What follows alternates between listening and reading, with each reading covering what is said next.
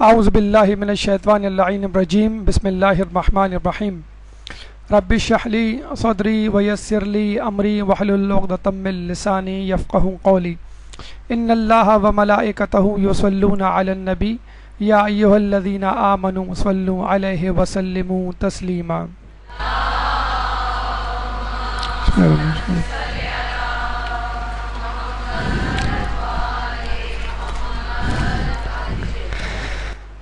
شیطان کی واپسی آپ لوگوں کے چہروں کی شگفتگی سے لگ رہا ہے کہ شیطان کی واپسی بھی ہو چکی ہے اور شاید دوستی بھی ہو چکی ہے یا کم از کم صلح ہو چکی ہے۔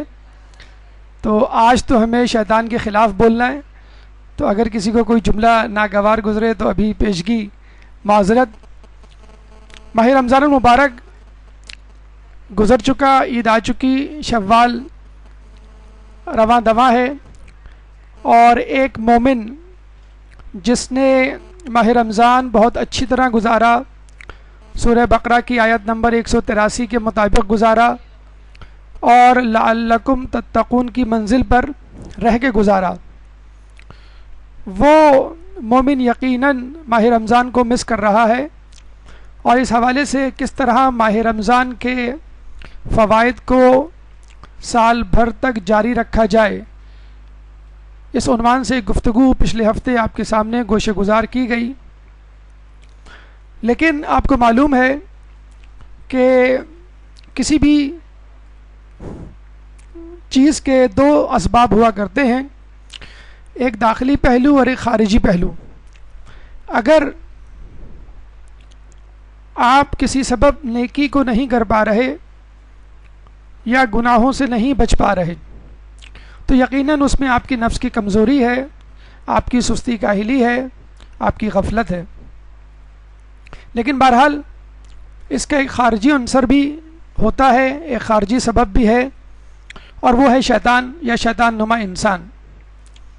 جب ماہ رمضان شروع ہوا تھا تو ہم نے دیکھا تھا اور سنا تھا اور اس پہ ایمان بھی تھا کہ اللہ تعالیٰ نے اپنے بندوں کی سہولت کے لیے شیطان ملعون کو مقید کر دیا، اور یہ احادیث مبارکہ بھی ہماری نظروں سے گزری کہ جب رمضان المبارک کا چاند دکھائی دیتا ہے تو جہنم کے دروازے بند اور بہشت کے دروازے کھول دیے جاتے ہیں، نیز شیطان زنجیروں میں جکڑ دیے جاتے ہیں، یعنی نہ صرف بند کر دیا جاتا ہے بلکہ ان کو زنجیروں میں جکڑ بھی دیا جاتا ہے تاکہ وہ جس جگہ قید ہوں وہاں بھی کسی قسم کی حرکت نہ کر سکیں، کوئی پیغام کسی چوکیدار یا نگراں کے ذریعے اپنے کسی دوست کو نہ پہنچا سکیں، بلکہ ایک ایک شیطان پر 7 فرشتے مقرر کیے جاتے ہیں۔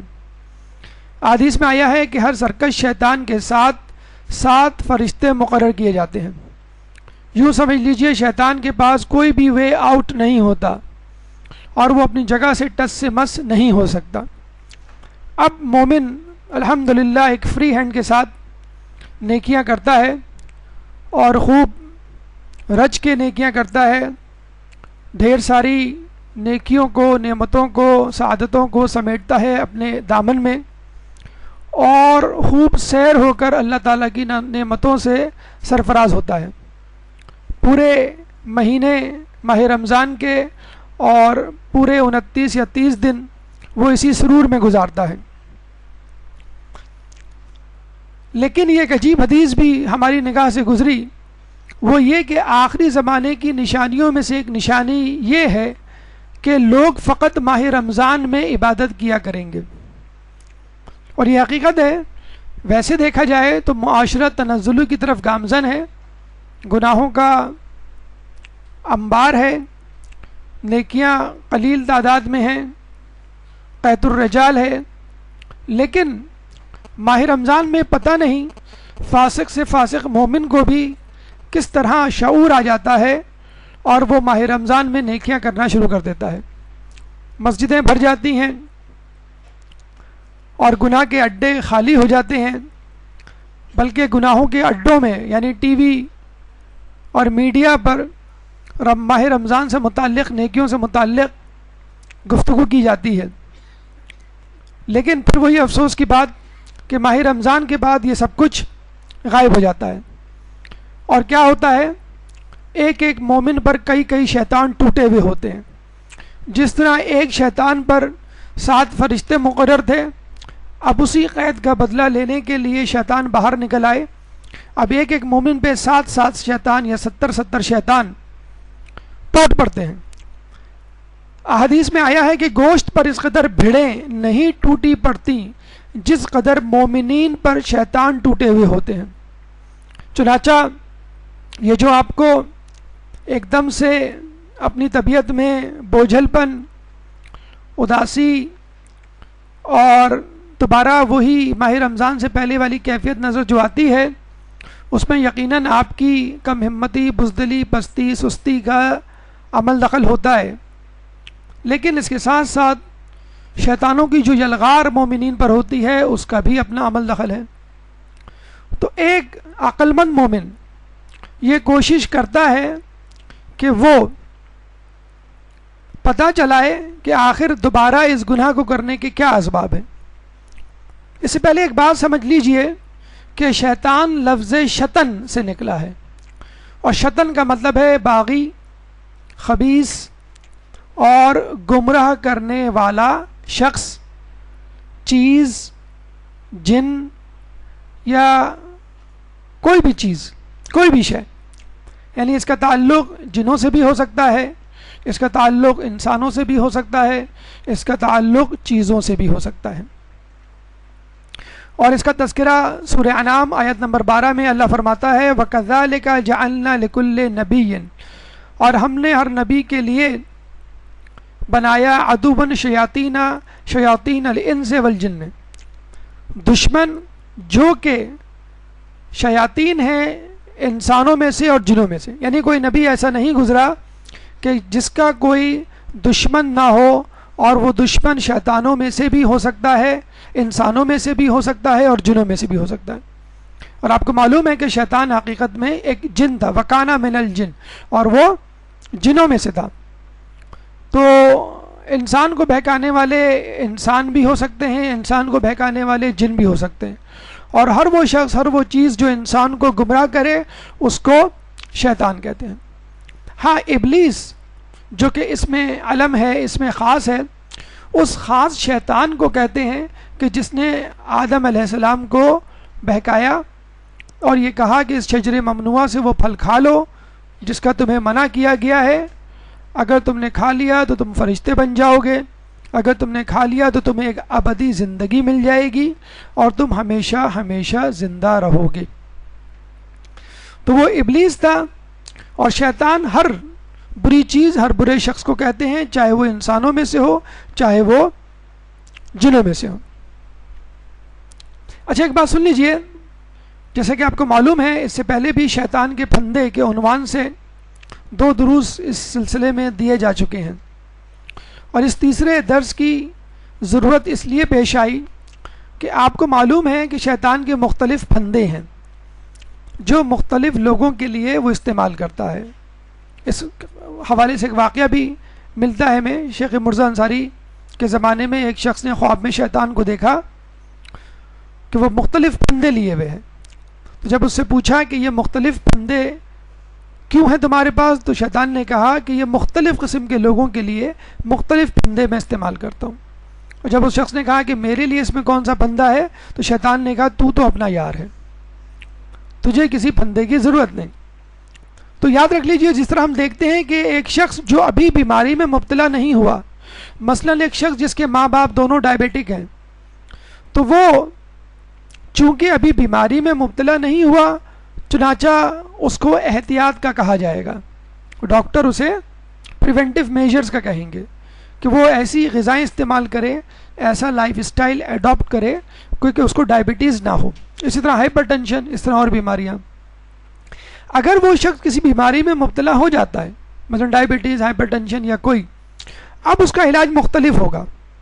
اب ڈاکٹر یہ نہیں کہے گا تم احتیاط کرو، ڈاکٹر یہ کہے گا تم فوراً میرے پاس آ جاؤ، میں تمہیں دوا دوں گا. اگر شدید مسئلہ نہیں ہے تو گولیوں سے علاج، اور اگر مسئلہ گھمبیر ہے تو پھر انجیکشن سے علاج اور ہاسپٹلائزیشن، اس کو ہم کہتے ہیں علاج۔ علاج کے بعد جب وہی شخص ڈسچارج ہوتا ہے صحت یاب ہو کر، تو پھر وہ ڈاکٹر سے پوچھتا ہے ڈاکٹر صاحب میں آپ کی دوا تو استعمال کروں گا لیکن پرہیز کیا کیا ہے؟ پھر وہ بتلاتے ہیں بھئی آپ نمک سے پرہیز کریں اگر آپ کو بلڈ پریشر ہے، بھئی آپ شوگر سے پرہیز کریں اگر آپ کو ڈائبٹیز ہے، وغیرہ وغیرہ۔ تو آپ نے دیکھا ہے کہ ایک ہی شخص ہے لیکن علاج مختلف ہے۔ بیماری سے پہلے اسی علاج کو احتیاط کہتے ہیں، اور جب باقاعدہ علاج شروع ہوتا ہے دوا سے تو اس کو کیور یا ٹریٹمنٹ کہتے ہیں، اور جب وہ فارغ التحصیل ہو جاتا ہے یعنی علاج سے مبرہ مستثنیٰ ہو جاتا ہے، صحت یاب ہو جاتا ہے، تو پھر ہم کہتے ہیں اس کو پرہیز کرنا چاہیے۔ ابھی حسن ظن سے ماشاءاللہ انشاءاللہ کام لیتے ہوئے آپ تمام لوگ لعلکم تتقون کی منزل پر پہنچ چکے ہیں، آپ نے تقویٰ حاصل کر لیا ہے، ماہ رمضان کو کامیابی کے ساتھ گزار لیا ہے۔ اب آپ کو اس بات کی فکر ہونی چاہیے کہ اب میں جس تقوی کا حامل ہوں اس تقوی کو سنبھال پاؤں گا کہ نہیں۔ جو کہتے ہیں کہ کامیابی حاصل کرنا آسان ہے لیکن اس کو قائم رکھنا مشکل ہے، اسی طرح عزت حاصل کرنا معاشرے میں آسان ہے لیکن عزت کو ملیا میٹ کرنا شاید سیکنڈوں کا اور منٹوں کا کام ہے۔ تو آپ لوگ چونکہ عبادت گزار بن چکے، عابد بن چکے، متقی و پرہیزگار بن چکے، اب شیطان آپ پر اس طرح حملہ نہیں کرے گا کہ جس طرح ایک عام انسان پہ کیا کرتا تھا، یا آپ پر اس طرح حملہ نہیں کرے گا کہ جس طرح اس نے رجب اور شعبان کے مہینے میں کیے تھے اگر آپ نے روزے نہیں رکھے تھے، ایک عام سی جسے کہتے ہیں کہ زندگی گزاری تھی آپ نے۔ تو اب شیطان کا طریقہ کار الگ ہوگا، کیونکہ شیطان نیکوکاروں کو الگ طریقے سے بہکاتا ہے اور بدکاروں کو الگ طریقے سے بہکاتا ہے، اور کچھ لوگوں کو بہکانے کی ضرورت ہی نہیں پڑتی۔ آئیے چلتے ہیں ان پھندوں کی طرف، ان طریقوں کی طرف، ان حربوں کی طرف، ان حملوں کی طرف کہ جس سے شیطان اب ایک متقی پرہیزگار شخص کو بہکانے جا رہا ہے۔ مثلا ایک متقی پرہیزگار کو شیطان خود پسندی کے ذریعے بہکائے گا کہ وہ اپنی عبادت پہ ناز کرے۔ ایک شخص جو کہ عبادت میں اتنا آگے بڑھ گیا ہے کہ وہ اب خود ساختہ عبادتیں ایجاد کرنے لگا ہے، اس کو الگ طریقے سے بہکائے گا یعنی بدعت کے ذریعے۔ ایک شخص جو عبادت میں اتنا مشغول ہو گیا ہے کہ وہ سمجھتا ہے کہ بس میں ہی میں ہوں دنیا میں اور کوئی نہیں، سب بھیڑ بکریاں ہیں اور میں ہی افضل ترین شخص اس کائنات پہ بچا ہوں، وہ تنہا ہوتا چلا جائے گا۔ اس تنہائی کو شیطان کس طرح استعمال کرے گا اس کے خلاف، اس کا تذکرہ۔ چوتھے مرحلے میں ان لوگوں کا تذکرہ جنہوں نے وقتی طور پہ دشمنی کی تھی اور اب اس کی سزا بھگت رہے ہیں۔ پانچواں مرحلہ وہ لوگ جو کہ صدقہ و خیرات دیا کرتے تھے اب بند کر دیے، اب تمام روپے پیسوں کا رخ اپنی ذات اور اپنے خاندان کی طرف۔ اس کے علاوہ وہ لوگ جنہوں نے ماہ رمضان میں عبادت کی اور اس کے بعد فقط عبادت کو اوڑھنا بچھونا بنا لیا، علم کی طرف، مسائل کی طرف توجہ نہ کی، تو جاہل عابد کو اس شیطان کس طرح بہکاتا ہے اس کا تذکرہ۔ اس کے بعد ماہ رمضان میں ٹی وی پر، میڈیا پر یا آس پاس کے ماحول میں حق نما باطل جو آپ کو نظر آیا تھا، بظاہر پرہیزگار چہرے، ان سے کس طرح انسان دھوکہ کھاتا ہے اس کا تذکرہ۔ آٹھویں مرحلے میں آزمائش خدا کہ نعوذ باللہ انسان اتنا متقی پرہیزگار بن جاتا ہے کہ کہتا ہے کہ اب میرے آزمانے کے دن گئے، اب میں خدا کو آزماؤں گا۔ نمبر 9، دیندار افراد یہ سمجھتے ہیں کہ اب ہم دیندار بن گئے، اب ہمیں شیطان نہیں بہکا سکتا۔ ان کو کس طرح شیطان بہکاتا ہے اس کا تذکرہ۔ 10ویں مرحلے میں تنہا پرواز، جو یہ کہتے ہیں کہ مجھے اب کسی رہنمائی کی، کسی استاد کی، کسی مرجع کی، کسی کتاب کی ضرورت نہیں، اب میں اپنی عقل کے بلبوتے پر فیصلہ کر سکتا ہوں کہ کیا صحیح ہے کیا غلط۔ 11ویں مرحلے پر ان وسوسوں کا تذکرہ کہ جو انسان کے دلوں میں، انسان کے کان میں، انسان کے ذہن میں شیطان پھونکتا ہے عبادت کے وقت۔ اور آخر میں ایک ایگریسو پالیسی کا اعلان ایک قرارداد انشاءاللہ آپ تمام لوگوں کی تائید سے منظور کی جائے گی کہ جس میں آپ لوگ عہد کریں گے کہ ہم شیطان کو کس طرح پچھاڑیں گے، کس طرح تہ تیخ کریں گے اور کس طرح اس کو اپنی زندگی سے نکال باہر کریں گے۔ آئیے اپنی گفتگو کے پہلے مرحلے کی طرف چلتے ہیں، خود پسندی۔ دیکھیے، خود پسندی کا مطلب یہ ہے کہ انسان اپنے آپ کو پسند کرنا شروع کر دے خود بخود، اور خود کو پسند کرے، کسی اور کو پسند نہ کرے۔ یعنی اگر وہ گفتگو کرے تو اپنے بارے میں، اپنی جسمانی ساخت کے بارے میں، اپنے حسن کے بارے میں، اپنی طاقت کے بارے میں، اپنے لباس کے بارے میں، اپنی چیزوں کے بارے میں، مثلا موبائل، کمپیوٹر وغیرہ، بیوی بچوں اور شوہر کے بارے میں، اپنے گھر والوں کے بارے میں، گھر میں موجود فرنیچر کے بارے میں، وغیرہ وغیرہ، یعنی اپنی ذات اور اپنی ذات سے منسلک و مربوط چیزوں سے متعلق گفتگو کرنا، تعریف کرنا، فخر کرنا اور لوگوں کو مجبور کرنا کہ وہ خود اس کی تعریف کریں۔ باقاعدہ علم نفسیات میں یہ ایک مرض ہے جس کو ہم کہتے ہیں نارسیسزم، اور ایسے شخص کو ہم کہتے ہیں نارسیسسٹ، نرگیسیت یا نرگس، وہ شخص نرگس کہلائے گا۔ یعنی اور باقاعدہ یہ ایک یونان میں ایک شخص گزرا ہے، نارسسٹ اس کا نام تھا، اور وہ اتنا حسین و خوبصورت تھا، جس طرح ہمارے یہاں یوسف علیہ السلام کے حسن کے چرچے ہیں، اس طرح اس کے حسن کے چرچے تھے۔ اور وہ ایک دفعہ اپنے پانی میں اپنے عکس کو دیکھتا ہے تو وہ کھو جاتا ہے اپنے حسن میں، اور پھر اس کے بعد وہ اپنے ہی حسن میں، اپنے ہی عشق میں گرفتار رہتا ہے۔ تو یہ خود پسندی۔ لیکن ایک مومن جو کامیابی سے ماہ رمضان گزار کے آیا ہو، وہ دیگر باتوں پہ تو شاید تکبر اور فخر اور خود پسندی کا شکار نہ ہو، لیکن بہرحال اپنی عبادتوں کے حوالے سے وہ ضرور خود پسندی کا شکار ہوتا ہے، اور اس کو ہم کہتے ہیں عجب۔ یعنی انسان عبادت کرے اور اس کے بعد اس عبادت پہ فخر کرے اور بہت کچھ اپنے آپ کو سمجھنے لگے۔ حدیث میں آیا ہے کہ اللہ تعالیٰ نے شیطان کے ساتھ جو کچھ کیا، اس سے عبرت حاصل کرو کہ اس کی طویل عبادتوں اور بھرپور کوششوں پر اس کے ایک گھڑی کے گھمنڈ نے پانی پھیر دیا، حالانکہ اس نے 6000 برس تک، جو پتہ نہیں دنیا کے سال تھے یا آخرت کے، اللہ کی عبادت کی تھی۔ اور یہ بھی ملتا ہے کہ شیطان نے 6000 برس فقط 2 رکعت نفل پڑھی تھی، اس کے علاوہ عبادت اور کی تھی، لیکن بہرحال عبادت گزار تو تھا۔ اور یہ بھی شاید قصہ آپ نے سنا ہوگا، مختصراً بیان کرتے چلیں۔ عزازیل تھا اس کا نام اصل۔ جب اللہ نے یہ اعلان کیا کہ آج میں ایک شخص کو سزا دینے والا ہوں، تو تمام فرشتے کام گئے، جس میں سب سے زیادہ پہلے آسمان کے فرشتے پریشان ہوئے، کیونکہ ہم کم ترین فرشتوں میں ہمارا شمار ہوتا ہے، کہیں وہ سزا ہم کو نہیں دی جانے والی۔ لیکن وہ اپنے آپ کو اس قابل نہیں سمجھتے تھے کہ ان کی دعا قبول ہو، چنانچہ وہ دوسرے آسمان کے فرشتوں کی طرف گئے، ان سے دعا کی، سفارش کی، استدعا کی۔ انہوں نے کہا ہم تم سے برتر ہیں، لیکن ہمیں بھی اپنا نہیں معلوم کہ ہماری دعا قبول ہوگی کہ نہیں، چلو تیسرے آسمان کے فرشتوں کے پاس چلتے ہیں۔ اسی طرح ہر آسمان کے فرشتوں نے انکار کر دیا کہ ہم تم سے افضل تو ہیں، لیکن اپنے آپ کو اس قابل نہیں پاتے کہ تمہاری سفارش کر پائیں۔ پھر تمام آسمانوں کے فرشتوں نے یہ فیصلہ کیا کہ ہم عزازیل کے پاس چلتے ہیں، جو کہ بہت زیادہ پرہیزگار اور عبادت کرنے والا ہے، وہ ہماری سفارش کرے گا، وہ ہمارے لیے دعا کرے گا۔ اور جب عزازیل ان لوگوں کو لے کے اللہ کی بارگاہ میں آیا تو پتہ چلا کہ وہاں سینیریو ہی ڈیفرنٹ تھا، عجیب منظر تھا کہ اللہ تعالیٰ نے آدم علیہ السلام کو پیدا کیا اور تمام فرشتوں کو کہا وَإِذْ قُلْنَا لِلْمَلَائِكَةِ اسْجُدُوا فَسَجَدُوا إِلَّا إِبْلِيسَ، کہ آدم کو سجدہ کرو، سب لوگوں نے سجدہ کر دیا، لیکن ابلیس نے سجدہ نہیں کیا، اور یہ کہا کہ میں زیادہ معتبر ہوں، افضل ہوں، میں نے زیادہ عبادت کی ہے، میں آگ سے بنا ہوں، میں نور سے بنا ہوں، آدم مٹی سے بنے ہیں، آدم نے تو عبادت ہی نہیں کی، میں آدم سے افضل ہوں، میں آدم کو سجدہ نہیں کروں گا۔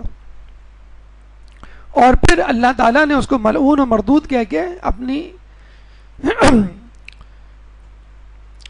محفل سے رائندہ درگاہ کر دیا، اور جب اس کو گمراہ قرار دیا تو اس نے بھی قسم کھائی کہ میں بھی تیرے بندوں کو گمراہ کروں گا، جس طرح تو نے میری راہ ماری ہے میں تیری راہ ماروں گا، جس طرح تو نے میرا نقصان کیا ہے میں تیرا نقصان کروں گا، جس طرح تو نے مجھے ذلیل کیا نعوذ باللہ میں تیرے بندوں کو ذلیل کروں گا۔ اس کے بعد اللہ نے یہ ڈیکلیریشن بھی دے دیا تھا کہ میرے خاص بندے تیرے بہکاوے میں نہیں آئیں گے، اور چونکہ اس نے اتنے عرصے عبادت کی تھی اس کا صلہ اس کو آخرت میں تو ملنا نہیں تھا، کچھ نہ کچھ کنسیشن اور رعایت یا صلہ تو دینا تھا۔ تو چنانچہ جب شیطان نے یہ کہا کہ مجھے مہلت دے، تو اللہ نے کہا کہ میں تجھے وقت معلوم تک کی مہلت دیتا ہوں۔ کچھ لوگ کہتے ہیں قیامت کی مہلت دی، کچھ لوگ کہتے ہیں کہ نہیں اس سے پہلے کی مہلت دی، لیکن بہرحال اللہ نے اس کو مہلت دی اور یہ کہا کہ میرے نیک بندوں پر تیرا کچھ بس نہیں چلے گا۔ اور اس کے بعد شیطان نے جو ہے لوگوں کو بہکانا شروع کیا، اور اس کا طریقہ یہ ہوتا ہے کہ شیطان پہلے تو آپ کو عبادت سے روکتا ہے کہ صبح فجر میں نہ اٹھو، صبح فجر جو ہے 4:45 بجے ہوتی ہے اور تمہیں اسکول اور یا کالج کے جانے کے لیے 7 بجے دوبارہ اٹھنا ہوتا ہے، نیند ٹوٹ جائے گی، دوبارہ نہیں اٹھا جائے گا، اکٹھا اٹھ کے قضا پڑھ لینا، اس کے بعد وہ قضا بھی بھلا دیتا ہے۔ صبح کی بجائے رات کو دیر تک پڑھا کرو، صبح آنکھ کھلے نہ کھلے لیکن رات تو آپ کے ہاتھ میں ہوتی ہے، سکون سے پڑھائی ہوگی، روزہ نہ رکھو کمزوری ہو جائے گی، تم کو ویسے بھی شوگر ہے، بلڈ پریشر ہے، یا امکان ہے کل بہت گھومنا ہے، شاپنگ کرنی ہے، اسکول کالج وغیرہ وغیرہ۔ صدقہ و خیرات نہ دو، اپنے گھر والوں پہ خرچ کرو، اپنے اوپر خرچ کرو۔ لیکن جو نیک مومن ہوتے ہیں وہ اس کی ایک نہیں سنتے، روزے بھی رکھتے ہیں، نماز بھی پڑھتے ہیں، صدقہ و خیرات بھی دیتے ہیں، نیکیاں بھی کرتے ہیں، گناہوں سے بھی بچتے ہیں۔ اب جب وہ یہ دیکھ لیتا ہے کہ اب یہ مومن میرے بس میں نہیں، میرے ہاتھ آنے والا نہیں، تو اب وہ کیا کرتا ہے؟ الٹی چکی، الٹی گنگا بہانے کی کوشش کرتا ہے۔ کیسے؟ اب وہ آپ کو فجر کی نماز بھی اٹھائے گا، اب وہ آپ کو نماز شب بھی پڑھوائے گا، اب آپ کو وہ گناہوں سے بھی بچائے گا، اب آپ کو نیکیوں کی توفیق شیطان خود دیتا ہے۔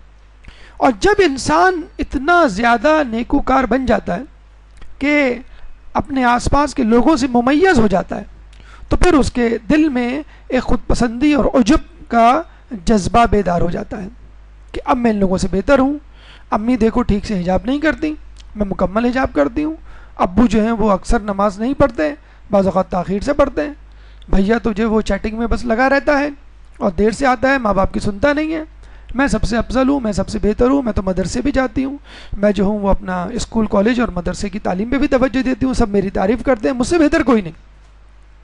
اور تھوڑی سی بھی نیکی آپ کر لیں گے تو آپ کہیں گے بس یہ سب سے زیادہ ہے اور یہی سب سے کام اہم ہے اور لوگوں کو یہی کام کرنا چاہیے۔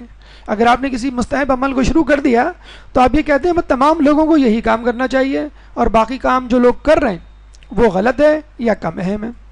اور اگر کوئی آپ سے گناہ ہو گیا تو آپ کہتے ہیں کوئی بات نہیں، اگر گناہ ہو گیا تو اللہ بخشنے والا ہے اور میں تو اللہ کا پسندیدہ بندہ ہوں، میں تو اللہ کے مقرب بندوں میں میرا شمار ہوتا ہے۔ تو پہلے شیطان کوشش کرتا ہے کہ آپ کو بہکائے، روکے، اور جب آپ نہیں رکتے تو پھر آپ کی وہ اسپیڈ بڑھا دیتا ہے، اور اسپیڈ بڑھانے کے بعد آپ کو خود پسندی اور عجب کے مرض میں مبتلا کر دیتا ہے۔ مثلا ایک شخص جو باقاعدگی سے نماز کا پابند تھا، ایک دفعہ اس کی فجر کی نماز چھوٹ گئی تو اس نے صبح اٹھ کے فجر کی نماز 20 مرتبہ پڑھی۔ دوسرے دن شیطان خود اس کو اٹھانے آیا، اے خدا کے بندے اٹھ جا ورنہ کل کی طرح پھر قضا ہوگی اور پھر تو زیادہ ثواب کما لے گا، ابھی تو فقط 2 رکعت کا ثواب کما رہا ہے، تو 20 رکعت کا ثواب کما لے گا۔ تو یہ بھی یاد رکھ لیجئے کہ بعض اوقات آپ کے لیے نیکیاں اتنی آسان ہو جاتی ہیں اور گناہ کرنا اتنا مشکل ہو جاتا ہے کہ آپ کو خود سمجھ میں نہیں آتا کہ مجھے کیا ہو گیا، میں روزے پہ روزے رکھ رہی ہوں، مجھے کیا ہو گیا، نماز شب میں خود آنکھ کھل جاتی ہے، مجھے کیا ہو گیا، ٹی وی دیکھنے کو جی نہیں چاہتا، مجھے کیا ہو گیا، غیبت کرنے پہ میں جو ہوں وہ آگ بگولا ہو جاتی ہوں۔ اور کچھ ہی عرصے بعد یہی شخصیت تکبر، خود پسندی اور عجب میں مبتلا ہو جاتی ہے۔ ایک شخص اپنے بیٹے کو لے کے جا رہا تھا نماز شب پڑھانے کے لیے مسجد میں، تو جب بیٹا نمازیوں کیا لوگوں کے درمیان سے گزرتا ہے تو دیکھتا ہے کہ بہت سے لوگ سو رہے ہیں، تو وہ کہتا ہے کہ ابو کیسے غفلت میں مبتلا یہ لوگ ہیں، ان کو تھوڑی سی فکر نہیں کہ یہ نماز شب پڑھ لیں. تو اس کے والد نے اس سے کہتے ہیں کہ بیٹا اس سے بہتر تھا کہ تم بھی سو جاتے. تو یہ حقیقت ہے، جب آپ نماز شب پڑھتی ہیں، جب آپ نماز فجر پڑھتی ہیں، جب آپ مستحب روزے رکھتی ہیں، تو گھر میں بہت سارے لوگ ہیں جو نہیں رکھ پاتے، نہیں کر پاتے اتنی عبادت. تو آپ کے اندر ایک فخر و غرور پیدا ہو جاتا ہے.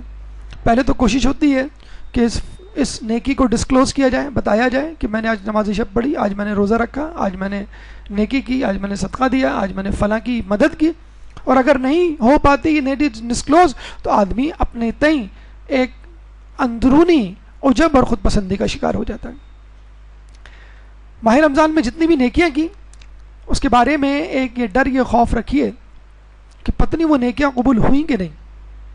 شرعی حوالے سے، فقہی حوالے سے کتنے ایسے مسائل ہیں جو ہم محو کر دیتے ہیں اپنے ذہنوں سے، اور بعد میں پتہ چلتا ہے کہ بھئی یہ روزہ اور نماز تو قبول نہیں ہوئی کیونکہ اس میں یہ شرط پوری نہیں ہوئی. یہ ذہن میں رکھیے، یا یہ ذہن میں رکھیے کہ ٹھیک ہے شرعی شرائط تو پوری ہو گئی، لیکن وہ ایک واجبی سا روزہ تھا، ایک واجبی سی نماز تھی، ایک ظاہری طور پر بھوک پیاس تھی، جس کے لیے خود آیت و روایت میں آیا ہے کہ کتنے روزے دار ایسے ہیں جن کو بھوک پیاس کے سوا کچھ نہیں ملتا، اور کتنے شب بیدار ایسے ہیں جن کو تھکاوٹ کے سوا کچھ نہیں حاصل ہوتا. تو نیکیاں کرنے کے بعد اس تشویش میں مبتلا رہیے کہ کہیں آپ کی یہ نیکی رائگاں تو نہیں چلی گئی، یا جسے کہتے ہیں کہ اللہ نے اس کو قبول کیا ہے یا نہیں کیا ہے، اس تردد میں رہیے اور مسلسل دعا مانگتے رہیے کہ اللہ میری عبادت کو قبول فرمائے. یہ کیا آواز آپ لوگوں کو آ رہی ہے؟ تو یہ کوئی جا کر بتلا دیں کہ یہ آواز آ رہی ہے، اس کو ذرا بند کروا دیں.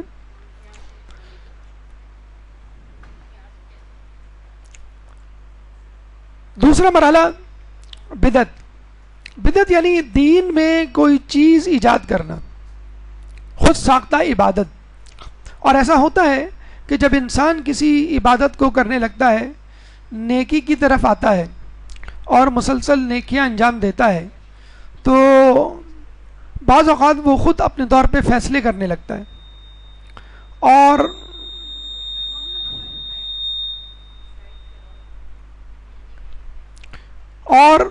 اس کی یہ کوشش ہوتی ہے، بلکہ وہ اس میں خود بخود مبتلا ہو جاتا ہے کہ کچھ نئی عبادتیں ایجاد کر لے یا اپنے طور پہ فیصلے کر لے. اگر نماز میں شک آتا بھی ہے تو وہ اس شک کو رد کر دیتا ہے. کچھ نہیں ہوتا، اصل چیز تو انسان کا خلوص ہوتا ہے. انسان کے اندر نیت پاک و پاکیزہ ہو تو اس کا عمل خود بخود قبول ہو جاتا ہے. تو یاد رکھ لیجئے کہ شیطان نے ایک پروپوزل دیا تھا خدا کو، اور یہ کہا تھا کہ اگر تو مجھے آدم کے سجدے سے باز رکھے تو میں تیری ایسی عبادت کروں گا کہ کائنات میں کسی نے نہ کی ہوگی. خدا نے کیا کہا تھا کہ میں چاہتا ہوں کہ میری عبادت ویسے ہو جیسے میں چاہتا ہوں. اللہ کو ہماری خود ساختہ عبادت نہیں چاہیے. مثلا 1 مہینہ ہو گیا آپ کو روزے رکھے ہوئے، آپ نے کہا کہ بھائی اب تو میری عادت ہو گئی ہے، اب تو دوپہر کا کھانا میں کھا ہی نہیں سکتی، مجھے تو الٹی ہو جائے گی، میں عید کے دن بھی روزہ رکھوں گی. حرام قرار دیا ہے. دیکھیں اللہ تعالیٰ یہ بھی تو کر سکتا تھا کہ ٹھیک ہے تمہیں عادت پڑ گئی ہے تو اب آہستہ آہستہ اس عادت کو ترک کرو. عید کے دن جو ہے وہ کم کھانا کھاؤ، یا جوس یا پانی پہ گزارا کر لو، پھر دوسرے دن تھوڑا سا زیادہ کھاؤ، پھر چوتھے دن جو ہے وہ تیسرے دن چوتھے دن تم اپنا نارمل کھانا کھاؤ. نہیں، بالکل حرام مطلقاً. اس کا مطلب کیا ہوا کہ جب آپ سے کہا جائے کھڑے ہو جاؤ آپ کھڑے ہو جائیں، جب آپ سے کہا جائے کہ بیٹھ جاؤ آپ بیٹھ جائیں، جب آپ سے کہا جائے کہ گھر سے نکل جاؤ تو نکل جائیں، جب آپ سے کہا جائے کہ تلوار لے کے میدان جنگ میں آ جاؤ آپ تلوار لے کے میدان جنگ میں آ جائیں، جب آپ سے کہا جائے کہ کھاؤ پیو آپ کھائیں پئیں، جب آپ سے کہا جائے کہ روزے رکھو واجب ہے تو آپ روزے رکھیں. آپ کو اپنی مرضی نہیں دیکھنی. ایک تو مرضی یہ ہوتی ہے گناہوں کی مرضی جسے کہتے ہیں، ہمیں غیبت کرنے کا جی چاہ رہا ہے، ہمیں فلمیں دیکھنے کا، ہمیں میوزک سننے کا جی چاہ رہا ہے، ہمیں کسی کو ستانے کا جی چاہ رہا ہے.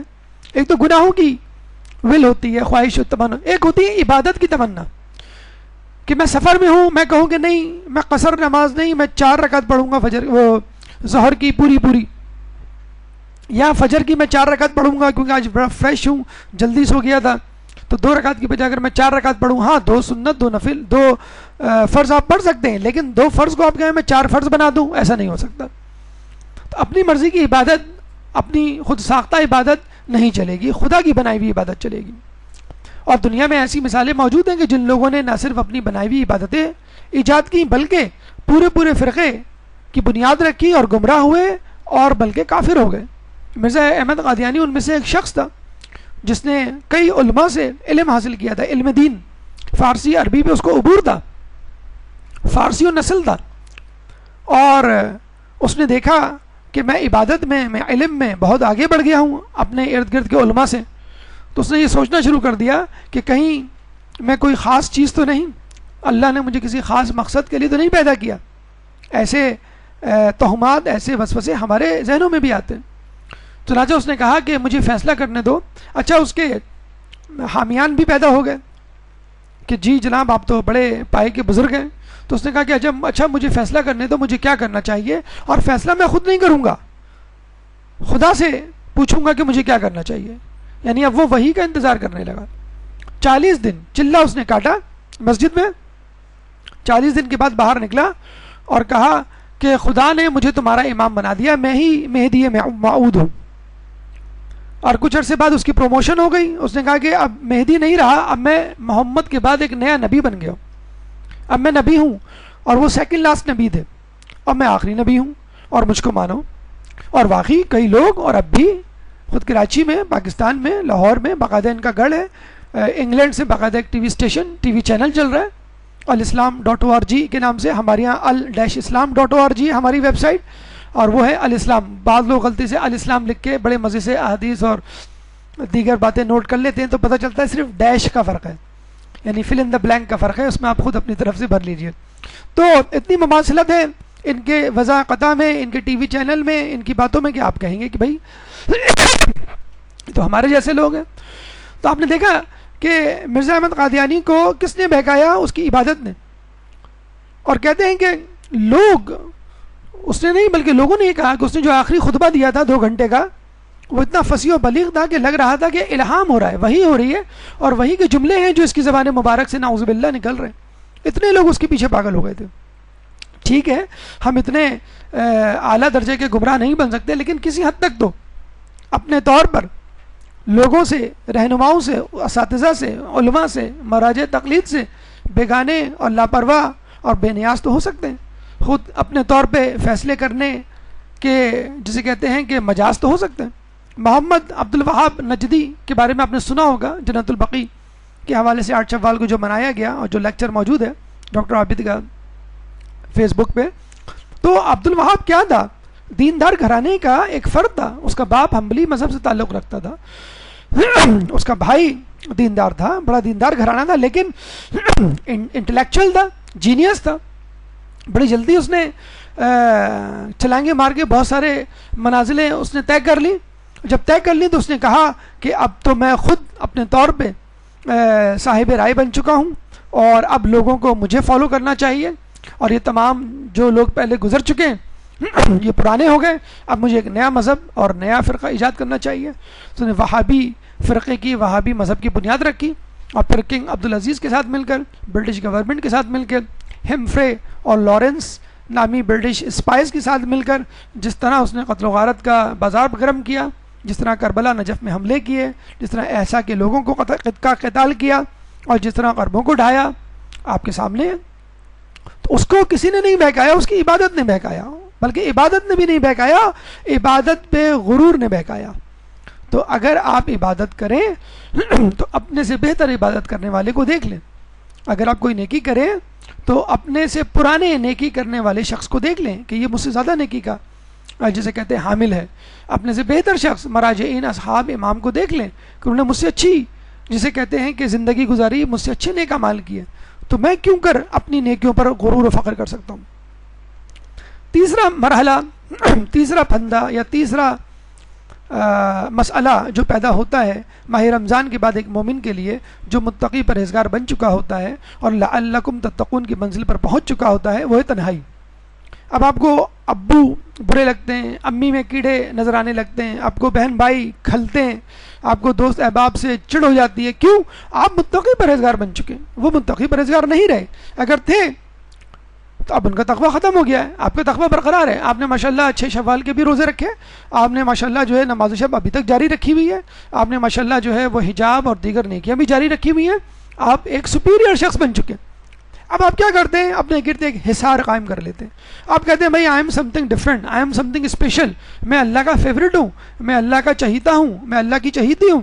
اب کوئی مجھ سے بات نہ کرے، اور بات کرے تو ایک ڈسٹینس سے رکھ کے، کوئی میرا مذاق نہ اڑائے، کوئی میرے سامنے کھلکھلا کے نہ ہنسے، کوئی میرے سامنے جو ہے وہ ٹی وی ڈراموں کی اور ادھر ادھر کی باتیں نہ کرے، کوئی میرے سامنے غیبت نہ کرے.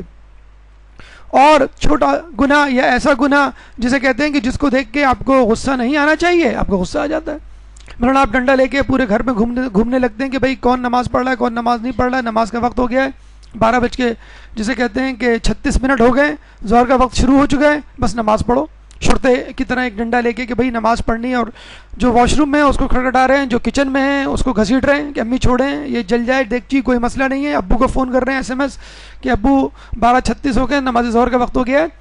ٹھیک ہے، اول وقت نماز پڑھنے کی ایک اپنی افضلیت ہے اور اپنا ایک فائدہ ہے، لیکن لوگوں پہ اس طرح سوار ہونا کہ ہو سکتا ہے وہ کسی ایسے کام میں مشغول ہو کہ اگر 5-10 کی منٹ کی اگر دیر ہو جائے تو کوئی ایسا مسئلہ نہیں ہے کہ اول وقت نکلا جا رہا ہے یا افضل وقت نکلا جا رہا ہے.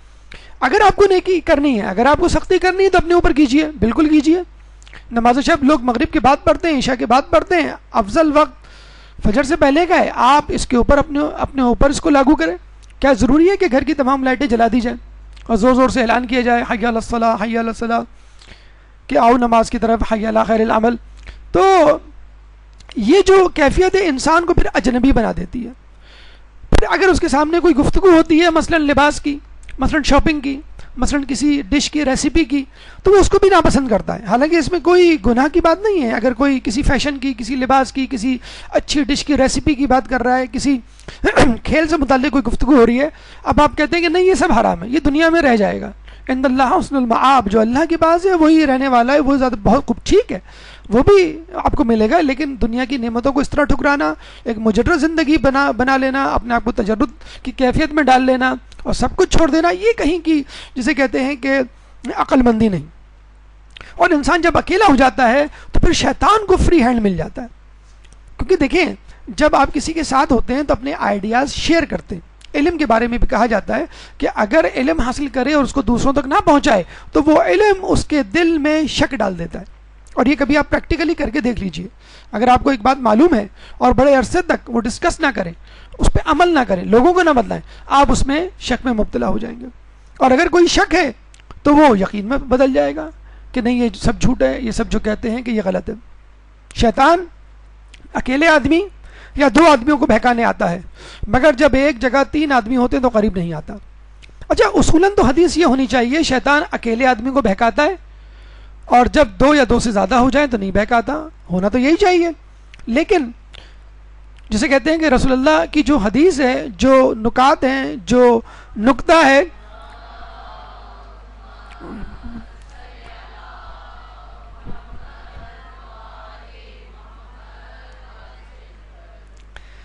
اچھا آپ لوگوں کے لیے ایک تھوڑا سا ہدایت ہے کہ درس کے دوران بہت اچھی بات ہے، نام آتا ہے معصومین کا، اس میں آپ درود پڑھتے ہیں، آپ کو ثواب ملتا ہے. کوشش کریں یہ درود آپ دل میں پڑھ لیں، کیونکہ مجھے ابھی بتلایا گیا ہے کہ ریکارڈنگ میں تھوڑی سی پرابلم ہوتی ہے، وہ پاز آ جاتا ہے ایک، اور کافی منٹ تک وہ جسے کہتے ہیں یا آدھے منٹ تک ان کی ریکارڈنگ رک جاتی ہے، تو ان کو کافی دشواری ہوتی ہے جب یہ ایڈیٹنگ کرتے ہیں. تو معذرت کے ساتھ اگر آپ چاہیں تو یہ درود آپ دل میں پڑھ لیں، یا جسے کہتے ہیں اسکپ کر لیں یا بعد میں پڑھ لیں. بہرحال تو ہونا تو یہی چاہیے تھا کہ رسول کی حدیث کے مطابق کہ شیطان جو ہے وہ اکیلوں کو بہکاتا ہے اور اس کے بعد اگر 2 یا 2 سے زیادہ ہو تو. لیکن آج کل جس حساب سے چیٹنگ کا مرض عام ہو رہا ہے، آپ دیکھ لیجئے کہ شیطان کس طرح بہکا رہا ہے. حدیث میں آیا ہے کہ جب کوئی شخص کسی نامحرم سے بات کرتا ہے تو تیسرا خلوت میں ہوتا ہے، تو تیسرا شیطان ہوتا ہے. تو یہ دیکھ لیجئے کہ جو لوگ یہ کہتے ہیں کہ نہیں ہمیں اپنے اوپر کانفیڈنس ہے، ہم جو ہے وہ غلط بات نہیں کریں گے، ہم جو ہے وہ توضیح المسائل ہی ڈسکس کریں گے اور کوئی ڈسکس نہیں کریں گے. یا جسے کہتے ہیں کہ مسائل نماز جو ڈسکس کریں گے، تو چیٹنگ کے حوالے سے جو فتاوے موجود ہیں اس کے مطابق اس چیٹنگ سے گریز کیجیے. اور یہ وہی دو افراد ہیں، اگر وہی نہیں تو کم از کم یہ دو افراد اس میں بدرجہ اولا شامل ہیں کہ جن کے لیے کہا گیا ہے کہ دو میں بھی شیطان ہوتا ہے، بلکہ دو میں زیادہ شیطان ہوتا ہے اگر نامحرم آپ کے ساتھ ہو. اچھا، اس کے علاوہ ٹی وی جس کو آپ دیکھا کرتے تھے، جس کی آپ کو عادت پڑ گئی تھی، اور ٹی وی کے پروگرام ایک لت کی شکل اختیار کر چکے تھے، ایک وبا کی شکل اختیار کر چکے تھے. جب لوگوں کو کہا جاتا تھا کہ ٹی وی پہ جو پروگرامات آ رہے ہیں یہ آپ کو بہکانے کے لیے ہیں، اور لوگ بڑے غصے سے کہا کرتے تھے کہ بھئی آپ زاہد خشک بن گئے، آپ تجرد میں چلے گئے، آپ سختی پر اتر آئے، شدت پسند ہو گئے، ٹی وی پہ جو کچھ آ رہا ہے وہ مذہب کے بارے میں آ رہا ہے، اینکر پرسن جو ہے وہ مذہبی گفتگو کرتے ہیں، علماء کو بلایا جا رہا ہے، وغیرہ وغیرہ. تو آپ دیکھیے وہی ٹی وی اب آپ کو کہاں لے کے جا رہا ہے. جس ٹی وی اینکر کے جس پروگرام کے آبادی ہو چکے تھے، اب اسی ٹی وی پر اسی پروگرام میں اب کیا کیا خباثتیں دکھائی جا رہی ہیں. یہ بالکل ایسا ہی ہے کہ بچے سے آپ کہیں کہ بیٹا پڑھنے بیٹھو، تو وہ پڑھنے نہیں بیٹھتا. آپ اسے کہتے ہیں کہ چلو بیٹا کھیلتے ہیں. اب جب آپ کھیلنا شروع کرتے ہیں تو پھر کہتے ہیں تھوڑی دیر بعد بیٹا ہم تو تھک گئے. بچہ بھی تھک جاتا ہے، کہتے ہیں چلو تھوڑا سا پڑھ لیتے ہیں، پھر آپ پڑھنا شروع کر دیتے ہیں. یا بچے کے پاس ٹافی ہے، وہ آپ کو دے نہیں رہا، آپ کہتے ہیں دو، وہ نہیں دے رہا. آپ اپنی جیب سے کوئی اور چیز نکالتے ہیں، پین، اور بیٹا کیچ کھیلتے ہیں. آپ اس کو پین دیتے ہیں، وہ آپ کے اوپر چاکلیٹ پھینکتا ہے 2-4 مرتبہ، پھر کہتے ہیں بس ٹھیک ہے، بس اب ختم. جب چاکلیٹ آپ کے ہاتھ میں آتی ہے، اس کے ہاتھ میں پین. تو ٹی وی بھی یہی کر رہا ہوتا ہے. اس کو ہم کہتے ہیں ریپو، کہ ٹی وی آپ کے ساتھ ایک انڈرسٹینڈنگ ڈیولپ کرتا ہے کہ آپ ماہ رمضان گزار رہے ہیں، ویل ڈن، بہت اچھی بات ہے. آپ نمازیں پڑھ رہے ہیں، بہت خوب. آپ روزے رکھ رہے ہیں، بہت اچھی بات ہے. چلیے ہم آپ کو نماز اور روزے اور مسائل سے متعلق گفتگو اور ایک پروگرام دکھاتے ہیں. اور اس کے بعد آپ کو ایسی لت ڈالی جاتی ہے کہ آپ اس کے بغیر جی نہیں سکتے. اس کے ساتھ ساتھ جو چیزیں آپ دیکھ رہے ہوتے ہیں وہ تو دیکھ رہے ہوتے ہیں، لیکن اس کے بعد اس کا جو تسلسل ہوتا ہے وہ جاری رہتا ہے. اسی طرح انٹرنیٹ کے حوالے سے کہ پہلے تو آپ دروس سنا کرتے تھے، اب جو ہے آپ چیٹنگ ویب سائٹس یا غیر ضروری ویب سائٹ کی طرف چلے جاتے ہیں. تو کوشش کیجئے کہ ماہ رمضان میں اگر آپ نے ان بری عادتوں کو اپنایا تھا، انٹرنیٹ کا غلط استعمال یا ٹی وی کا غلط استعمال، تو اس کو فوری طور پہ ترک کیجئے. اور اس کا ایک طریقہ یہ بھی ہے کہ ان چیزوں کو تنہائی میں استعمال نہ کریں. کچھ لوگ اوور کانفیڈنس کا شکار ہو جاتے ہیں کہ بھئی اب شیطان ہم کو نہیں بہکا سکتا، ہم نے 30 ڈیز کا کورس کر لیا ہے تقوی کا، کریش کورس کیا ہے ماہ رمضان کا، اب ہم ایکسپرٹ ہو چکے ہیں نیکی کے، اور اب ہمیں کوئی ورغلا نہیں سکتا، اب ہمیں جو ہے وہ کانفیڈنس ہے ہم کو. اب آپ رات کی تنہائی میں ٹی وی دیکھ رہے ہیں، رات کی تنہائی میں جو انٹرنیٹ ویب یوز کر رہے ہیں، بچے اور جوان تو کیا، خود بڑوں کو ایڈوائز کی جاتی ہے کہ آپ اکیلے ٹی وی اور انٹرنیٹ نہ دیکھیں، یا کم از کم جہاں اس کو استعمال کر رہے ہیں وہ جگہ ایسی ہو جہاں لوگوں کا گزر ہو، آپ کے کمرے کا دروازہ کھلا ہو. خود آپ نوجوانوں کو اور بچوں کو اس طرح ٹرین کریں کہ اگر وہ ٹی وی یا انٹرنیٹ کا استعمال کرتے ہیں تو تنہائی میں نہ کریں. تنہائی میں اگر وہ اکیلے نہ بھی ہوں، اگر دوسرے کے ساتھ ہوں تو شیطان ان کو اچک لے گا، خود شیطان کا یہ قول ہے. چوتھا مسئلہ یا چوتھا پھندا جو شیطان اپنی واپسی کے بعد جو آپ پہ ڈالے گا وہ ہے وقتی دشمنی. جن لوگوں نے شیطان سے وقتی دشمنی اپنائی تھی وہ سب سے زیادہ پریشانی میں مبتلا ہیں. جنہوں نے ماہ رمضان میں تو شیطان سے دشمنی کی تھی اور اس کے بعد جو ہے وہ دوبارہ اس کے لیے تڑپنے لگے اور اس سے دوبارہ جسے کہتے ہیں وقتی گانٹ لی، دوستی گانٹ لی.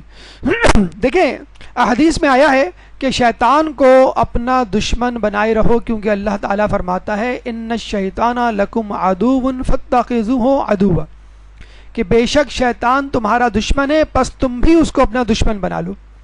اور یہ ڈیکلریشن، یہ اعلان، یہ ہدایت، یہ مشورہ، یہ نصیحت ہمیشہ ہمیشہ کے لیے تھی، فقط ماہ رمضان کے لیے نہیں. ماہ رمضان میں آپ کو اچھی طرح جتا دیا گیا تھا، آپ کو ایک قوی شخصیت میں ڈھال دیا گیا تھا کہ اب تم شیطان کا مقابلہ کرنے کے لیے تیار ہو. یہ نہیں کہا گیا تھا کہ 30 دنوں میں دشمن ہے وہ اور 30 دن کے بعد تمہارا دوست ہے. آپ کو دور اس لیے رکھا گیا تھا، اس کو قید میں اس لیے جکڑا گیا تھا کہ آپ طاقتور بن جائیں تاکہ شیطان سے مقابلہ کریں۔ اور دیکھیے انسان کی نیت بدلتے ہوئے کچھ دیر نہیں لگتی۔ ایک دفعہ ایک شیطان نے درخت اگایا اور کوشش کی کہ لوگ اس کی پوجا کریں۔ جب ایک مومن کو پتہ چلا تو وہ کلہاڑی لے کے اس درخت کو کاٹنے چلا۔ شیطان نے کہا کہ بھئی اس درخت کو نہ کاٹو، میں جو ہوں میں تمہیں ماروں گا۔ تو اس نے کہا ٹھیک ہے کشتی کر لیتے ہیں۔ اس نے ماشاءاللہ شیطان کو فوراً چت کر دیا۔ شیطان نے کہا کہ ٹھیک ہے میں تم سے معافی مانگتا ہوں، لیکن میں تمہیں 2 درہم روزانہ دینے کے لیے تیار ہوں اگر تم اس درخت کو نہ کاٹو۔ تو اس نے کہا چلو ٹھیک ہے 2 درہم مجھے دے دو۔ وہ گھر گیا تو جب بھی سو کے اٹھتا تکیے کے نیچے 2 درہم موجود ہوتے تھے۔ مہینہ ایسے ہی گزر گیا، مہینے کے بعد وہ 2 درہم غائب ہونے لگے۔ 2 دن بعد اس کو بڑا غصہ آیا، دوبارہ کلہاڑی لے کر آیا اور کہنے لگا اب میں اس درخت کو کاٹوں گا کیونکہ تم نے وعدہ خلافی کی ہے۔ دوبارہ وہ گتھم گتا ہوئے، لیکن اس دفعہ شیطان نے اس کو چت کر دیا۔ تو اس آدمی نے کہا کہ بھئی یہ کیا بات ہوئی، پہلے تو میں نے تمہیں چت کر دیا تھا، آج تم نے مجھے ہرا دیا، وہ کیوں؟ تو اس نے کہا کہ پہلے تم خدا کے لیے آئے تھے اس درخت کو کاٹنے، تمہاری نیت میں خلوص تھا، آج تم ان 2 درہم کے واسطے آئے ہو جو تم کو نہیں ملے۔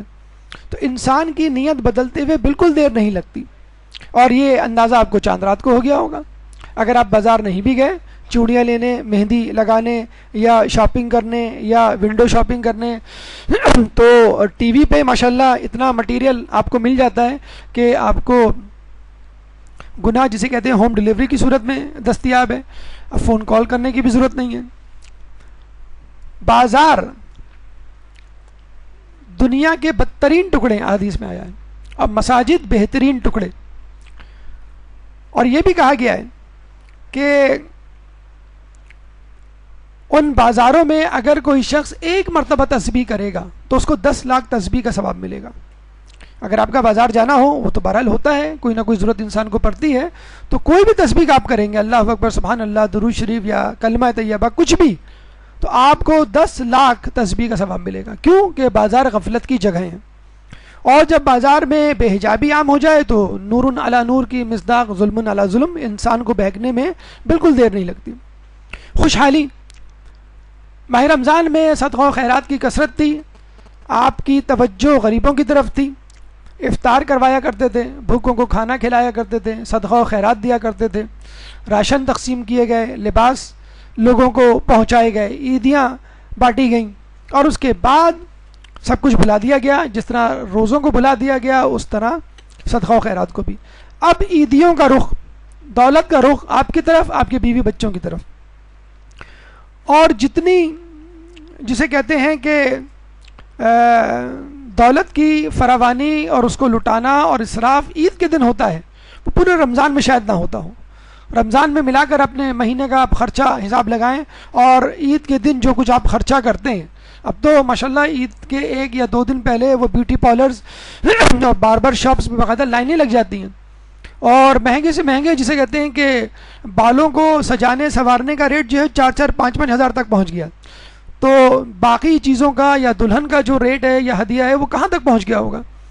تو اب آپ دیکھ لیجئے اس طرح پیسوں کو لٹایا جا رہا ہے، جسے کہتے ہیں کہ نماز شب موجود ہے چہرے پہ نور بڑھانے کے لیے، روزہ موجود ہے آپ کو صحت دینے کے لیے، لیکن اس کے باوجود بیوٹی پارلرز اور جم کی طرف رخ کیا جا رہا ہے۔ تو یہ جو خوشحالی آپ نے اوپر طاری کی ہے، یہ بھی انسان کو شیطان کی طرف راغب کر دیتی ہے۔ بہکایا دینے والے فتنے 3 ہیں: عورت کی محبت جو شیطان کی تلوار ہے، شراب خوری جو شیطان کا جال ہے، اور دولت کی محبت جو شیطان کا تیر ہے۔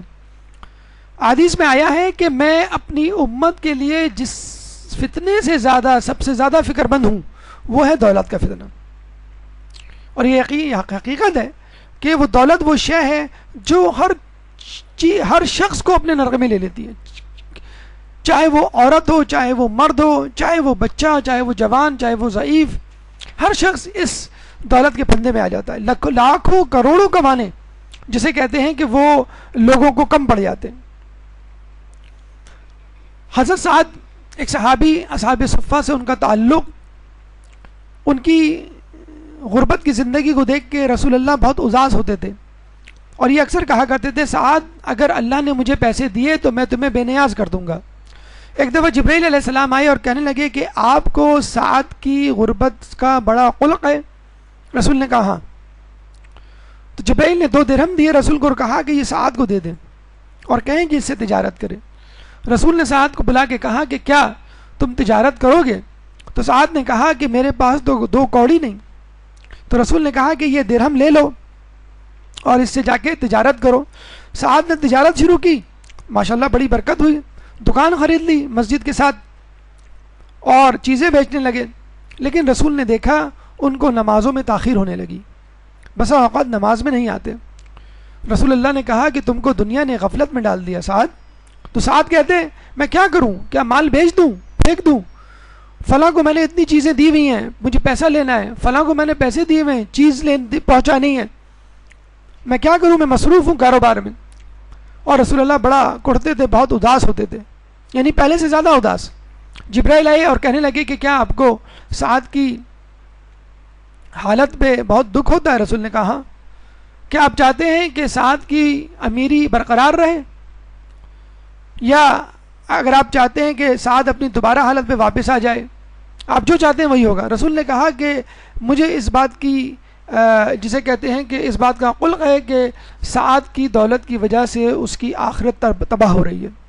تو جبرائیل نے کہا تو پھر آپ سعد کو کہیے کہ وہ 2 درہم آپ کو واپس کر دے. رسول اللہ نے سعد کو بلایا اور کہا کہ سعد کیا ہمیں وہ تو تم 2 درہم واپس نہیں کرو گے جو ہم نے تمہیں دیے تھے؟ سعد نے کہا رسول آپ کیا بات کر رہے ہیں, 2 درہم, میں تو آپ کو 200 درہم دینے کے لیے تیار ہوں. رسول نے کہا نہیں, ہمیں تو بس وہی 2 درہم چاہیے جو ہم نے تمہیں دیے تھے. سعد نے وہ 2 درہم واپس کیے. جس دن وہ 2 درہم واپس کیے اسی دن سے سعد کا کاروبار تنزلی کی طرف چلا گیا, لیکن سعد دوبارہ مسجد کی طرف آ گیا. اسی طرح جس طرح پہلے خوشی و خضوع کے ساتھ نماز سے اذان سے پہلے وضو کر کے وہ نماز میں آ کے بیٹھ جاتا تھا, اسی طرح آنے لگا. تو آپ دیکھیے کہ کس طرح انسان جو ہے دولت کے بہاؤ میں بہہ جاتا ہے اور اس کو پتہ بھی نہیں چلتا. اچھا مزے کی بات یہ ہے کہ ساری دولت یا کم از کم زیادہ تر دولت وہ اپنے قریبی رشتہ داروں, دوستوں اور ایسے لوگوں کے لیے کما رہا ہوتا ہے جو اس سے کوئی غرض نہیں رکھتے. حتیٰ کہ بیوی بچے بھی بعض اوقات دیکھا گیا ہے کہ جن کو وہ سمجھتا ہے کہ یہ دولت کی وجہ سے میری محبت میں گرفتار رہیں گے. آپ دیکھ لیجئے امیروں کے بچے سب سے زیادہ اپنی ماں کو, اپنے باپ کو اور اپنے گھر والوں کو چھوڑ کے چلے جاتے ہیں کہ جنہوں نے سب کچھ اپنے بچوں کو دیا ہوا ہوتا ہے. تو قدر کیجیے گا ایسے رشتوں کی جو آپ کے سینے کے اوپر پہنی جیب کی بجائے سینے کے اندر دھڑکتے دل میں دلچسپی رکھتے ہیں. تو ایسے لوگوں پر دولت نہ خرچ کیجیے اور نہ ہی ان کے لیے کمائیے, بلکہ ان لوگوں کے لیے جسے کہتے ہیں اپنی دولت کو بچا رکھیں جو آپ سے دل سے محبت کرتے ہیں. اور یہ بھی کسی نے خوب کہا کہ اپنوں کے ساتھ وقت کا پتہ ہی نہیں چلتا, مگر وقت کے ساتھ اپنوں کا پتہ چل جاتا ہے. جیسے انسان پہ برا یا اچھا وقت پڑتا ہے تو پتہ چل جاتا ہے کون آپ کے ساتھ ہے کون نہیں ہے. تو دولت تو دشمن کو بھی دوست بنا دیتی ہے, لیکن غربت میں پتہ چل جاتا ہے کون آپ کے ساتھ ہے. تو ایسی دولت کو کیا فائدہ کہ آپ دوسروں کے لیے کمائیں اور دوسروں کے لیے چھوڑ جائیں اور دوسرے ہی اس سے فائدہ کمائیں, آپ کو اس سے کوئی فائدہ نہ ہو. چنانچہ صدقہ و خیرات کا تسلسل برقرار رکھیے. اپنی دولت کو ان لوگوں پر خرچ کیجیے کہ جو آپ کے لیے ہاتھ اٹھا کر دعا کرنے والے ہیں اور جن کی دعائیں قبول ہونے والی ہیں. کہتے ہیں جب آدمی انفاق کرتا ہے, پیسہ راہ خدا میں لٹاتا ہے, تو امام فرماتے ہیں کہ 2 چیزیں خدا کی طرف سے آتی ہیں اور 2 چیزیں شیطان کی طرف سے. جو 2 چیزیں خدا کی طرف سے آتی ہیں وہ بخشش اور وسعت مال, یعنی اس کے گناہوں کی بخشش ہوتی ہے اور اس کے مال میں برکت ہوتی ہے. بلکہ یہ بھی کہا گیا ہے کہ تنگ دستی میں صدقہ دو. عجیب بات ہے, پیسے نہیں اور کہا جا رہا ہے کہ پیسے نکالو. کیوں؟ یہ تجارت ہے اللہ سے, نیکی کرنا تجارت ہے اللہ کے ساتھ. اور 2 چیزیں شیطان کی طرف سے آتی ہیں, یعنی فقر کا خوف اور فحاشی کی دعوت. یعنی انسان جو ہے آپ کے دل میں فخر ڈالے گا, اپنے لیے بچا کے رکھو, کہیں بیمار نہ پڑ جاؤ, کہیں ہارٹ اٹیک نہ ہو جائے, کہیں بچی کی شادی ہونے والی ہے, پیسے جو ہے کسی نے قرض مانگ لیا تو نہ دو, پتنی وہ تم کو لوٹائے نہ لوٹائے, اور فحاشی کی دعوت دیتا ہے اور فقر سے. اور آپ دیکھ لیجئے فحاشی سے متعلق جتنے لوگ ہیں, سیلیبریٹیز, ایکٹرز, ایکٹریسز اور جتنے ادارے ہیں, سب سے زیادہ متمول جو ہیں وہ لوگ ہوتے ہیں. ایک انڈین اداکارہ ایک ایڈورٹیزمنٹ کے 5 کروڑ مانگتی ہوئی نظر آتی ہے. ایک ایڈورٹیزمنٹ جو بمشکل آدھے منٹ کا ہوتا ہے, اس آدھے منٹ کے لیے 5 کروڑ کی خطیر رقم جو ہم میں سے کسی کو مل جائے تو ہم جو ہے وہ کوئی کاروبار کرنا ہی چھوڑ دیں، اس کو کہیں جمع کرا دیں اور بس کافی ہے، بلکہ جمع بھی نہ کرائیں، ویسے بھی خرچ کر دیں تو کافی ہے. تو یہ کیا ہے؟ یہ فحاشی میں مبتلا لوگ ہیں، اور دیکھا جائے ان کی جو رینکنگ ہے، جو ان کی ویلیو ہے، وہ عوام جسے کہتے ہیں کہ متعین کرتی ہے. آج لوگ اس قسم کے پروگرامات دیکھنا چھوڑ دیں، آج لوگ جو ہیں وہ فلمیں دیکھنا چھوڑ دیں تو یہ سیلیبریٹیز تمام کی تمام نیچے آ جائیں گی. اور باقاعدہ یہ ایک ڈیٹا چھپا ہے ایک انگلش اخبار میں کہ جنہوں نے ثابت کیا ہے کہ دیکھیں یہ ہم نے مذہبی نیوز لگائی تھی اور اس کے چند دنوں بعد یہ ایک ماڈل گرل ہیں، ان کے متعلق ایک تصویر ہم نے دی تھی، چھاپی تھی اور کچھ آرٹیکل لکھا تھا. ماہ رمضان کی بات ہے، ماہ رمضان کی بات ہے. اور انہوں نے کہا دیکھیں 15 دن کے بعد جو فلمی اداکارہ ہیں ان سے متعلق خبر کو کتنی زیادہ مرتبہ پڑھا گیا، اور جو مذہب سے متعلق جو چیز تھی اس کو کتنی مرتبہ پڑھا گیا. تو یہ عوام متعین کرتے ہیں. کیوں؟ آپ کے جو سیکولر چینلز ہیں ان کی جو ہے رینکنگ زیادہ ہوتی ہے، ان کے پاس پیسہ زیادہ ہوتا ہے. جو ہمارے مذہبی چینلز ہیں آپ دیکھیں ان کی کوالٹی کیسی ہوتی ہے، کتنی مشکل سے ایک مدرسہ وجود میں آتا ہے، کتنی مشکل سے ڈونیشن جمع ہوتی ہے. اور آپ اسکول چلے جائیں 10-10 ہزار فیس تو اب ایک معمول بن گئی ہے. کیمبرج جو کورس ہوتا ہے او لیول ایگزامس، یہ جو اسکول ہیں وہاں پہ 8-10 ہزار ایک نارمل فیس بن گئی ہے، اور پھر وہ ٹیوشن وہ الگ پڑھ رہے ہوتے ہیں. تو آپ نے توجہ مدرسوں پہ نہیں دی ہے، اس لیے مدرسوں میں تنزلی ہے. آپ نے توجہ کالج یونیورسٹی کو دی ہے، اس میں ترقی ہے. آپ نے ٹی وی کے اداکاروں، فلمی اداکاروں کو دیکھنا شروع کر دیا ہے، اور ٹی وی آن کر کے ان کو آپ کے جو ایڈورٹیزمنٹ آپ کو معلوم ہے ان کا جو ریٹ متعین ہوتا ہے وہ اس لیے متعین ہوتا ہے کہ فلاں ڈرامہ مغرب کے وقت آتا ہے، اس کو ضرور دیکھتے ہیں لوگ. وہ جو ہے اس وقت اگر ہم ایڈ چلائیں گے تو ہماری پروڈکشن زیادہ بکے گی، لوگ زیادہ دیکھیں گے. تو یہ عوام متعین کرتی ہے کہ کس چیز کو دیکھنا ہے، کس چیز کو اوپر لے کے جانا ہے، کس چیز کی اہمیت کو بڑھانا ہے. کیوں نہیں کسی پروڈکٹ اشتہار میں کسی عالم دین کو دکھایا جاتا، وہ آ کے کہے کہ بھائی اس شیمپو کو، اس صابن کو استعمال کیجئے. آپ کو معلوم ہے کہ یہ جو ہے اس کا اپنا مطلب ہوگا، یہ اس میں سے کچھ پیسے کھائے گا. اور وہی پروڈکٹ، وہی شیمپو، وہی صابن کوئی اداکار دکھا دیں، آپ کہیں بالکل سچ بول رہا ہے. یہ عالم دین جو ہے اس پہ شک کیا جائے گا خمس کے حوالے سے، زکوٰۃ کے اور فنڈز کے حوالے سے. اور اداکاروں سیلیبریٹیز پہ بالکل شک نہیں کیا جائے گا. چھٹی چیز جہالت ہے. جب آپ عبادت کرتے ہیں تو شیطان اتنا زیادہ عبادت میں آپ کو لگا دیتا ہے کہ عبادت کے صحیح یا غلط ہونے کی طرف توجہ نہیں جاتی. اور جہالت ایک ایسی چیز ہے جس میں بڑے بڑے لوگ، بظاہر پڑھے لکھے نظر آنے والے لوگ ٹھوکر کھا کے گر جاتے ہیں. احادیث میں آیا کہ عنقریب ایسے فتنے رونما ہوں گے جن میں انسان ایمان کی حالت میں صبح کرے گا اور کفر کی حالت میں شام کرے گا، سوائے ایسے لوگوں کے جنہیں اللہ تعالیٰ علم کے ساتھ زندہ رکھے. دیکھیں ایک دفعہ ٹی وی آیا، اس کو کہا گیا حرام ہے. جنہوں نے حرام کہا انہوں نے اپنے چینل کھول لیے. فوٹوگرافس کے متعلق فتویٰ دیا گیا، فوٹو کھنچوانا حرام ہے، ویڈیو بنانا حرام ہے. آج وہی حضرات جو ہے ویڈیو بنا رہے ہیں اور جسے کہتے ہیں کہ ٹی وی پہ آ کے درس دے رہے ہیں. تو کیا کہنے کا مقصد ہے؟ آپ چیز کو صحیح استعمال کریں. فیس بک ٹھیک ہے ایک فتنہ بک ہوگی، بالکل ہوگی، لیکن اگر اس کو صحیح استعمال کر لیا جاتا تو آپ دیکھ لیں کہ اس کا کیا نتیجہ برآمد ہوتا. جس طرح خود ہمارے مدرسے نے جس طرح یوز کیا ہے، یا اور لوگ پازیٹیولی جو جہاں یوز کر رہے ہیں، یا انٹرنیٹ کو یوز کر رہے ہیں، یا خود ٹی وی چینلز جو ہادی چینل ہے، مثلا کربلا چینل ہے، الفراد چینل ہے، یا پی سی این یا فیملی چینل جو مختلف جگہوں پہ کراچی میں کھلے ہوئے ہیں اور جگہوں پہ جو کوشش کر رہے ہیں کہ لوگوں کو مذہبی مٹیریل پرووائڈ کیا جائے. تو کیا یہ ٹی وی کی زکوٰۃ نہیں؟ کیا یہ انٹرنیٹ کی زکوٰۃ نہیں؟ کیا یہ فیس بک کی زکوٰۃ نہیں کہ ان چیزوں کو اسلامائز کر لیا جائے؟ آپ کو گاڑی بھی استعمال کرنی ہے، کمپیوٹر بھی استعمال کرنا ہے، آپ کو ایروپلین بھی استعمال کرنا ہے، ہر چیز، لیکن اسلامی طریقے سے ان چیزوں کو استعمال کرنا. دیکھیں جہالت انسان کو کہاں لے جاتی ہے اور انسان کیسے کیسے دعوے کرنے لگتا ہے، اس کی جھلک ہم آپ کو دکھاتے ہیں.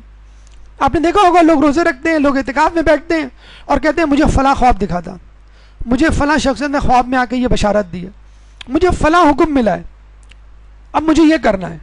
اب ظاہری بات ہے خواب کی شرعی حیثیت تو ہوتی نہیں ہے، آپ کریں نہ کریں جسے کہتے ہیں. تو بعض اوقات جو دیندار طبقہ ہے وہ بس یہ سمجھنے لگتا ہے کہ مجھے اللہ کی طرف سے بشارتیں ہو رہی ہیں، اور اس کے ذریعے وہ حلال کو حرام، حرام کو حلال بنا دیتا ہے. کیسے؟ بنو امیہ کے ایک شہزادے نے خواب میں دیکھا کہ وہ اور مولا علی ایک دریا سے گزر رہے ہیں، تو سامنے دیکھا ایک پل آ رہا ہے. جب پل آیا تو اس نے مولا علی کو کہا کہ آپ چلیے آگے، تو مولا علی نے کہا نہیں تم چلو آگے. تو اس نے فخر سے سینہ تان کے کہا کہ آپ کی فضیلت اپنی جگہ، لیکن رہنمائی کے قابل تو ہم بنو امیہ کے لوگ ہیں، خلیفہ بننے کا استحقاق تو بس ہمیں ہے. یہ خواب اس نے کسی کو سنایا تو اس شخص نے کہا کہ پھر مولا علی نے کیا جواب دیا؟ کہ کچھ نہیں کہا، چپ ہو گئے.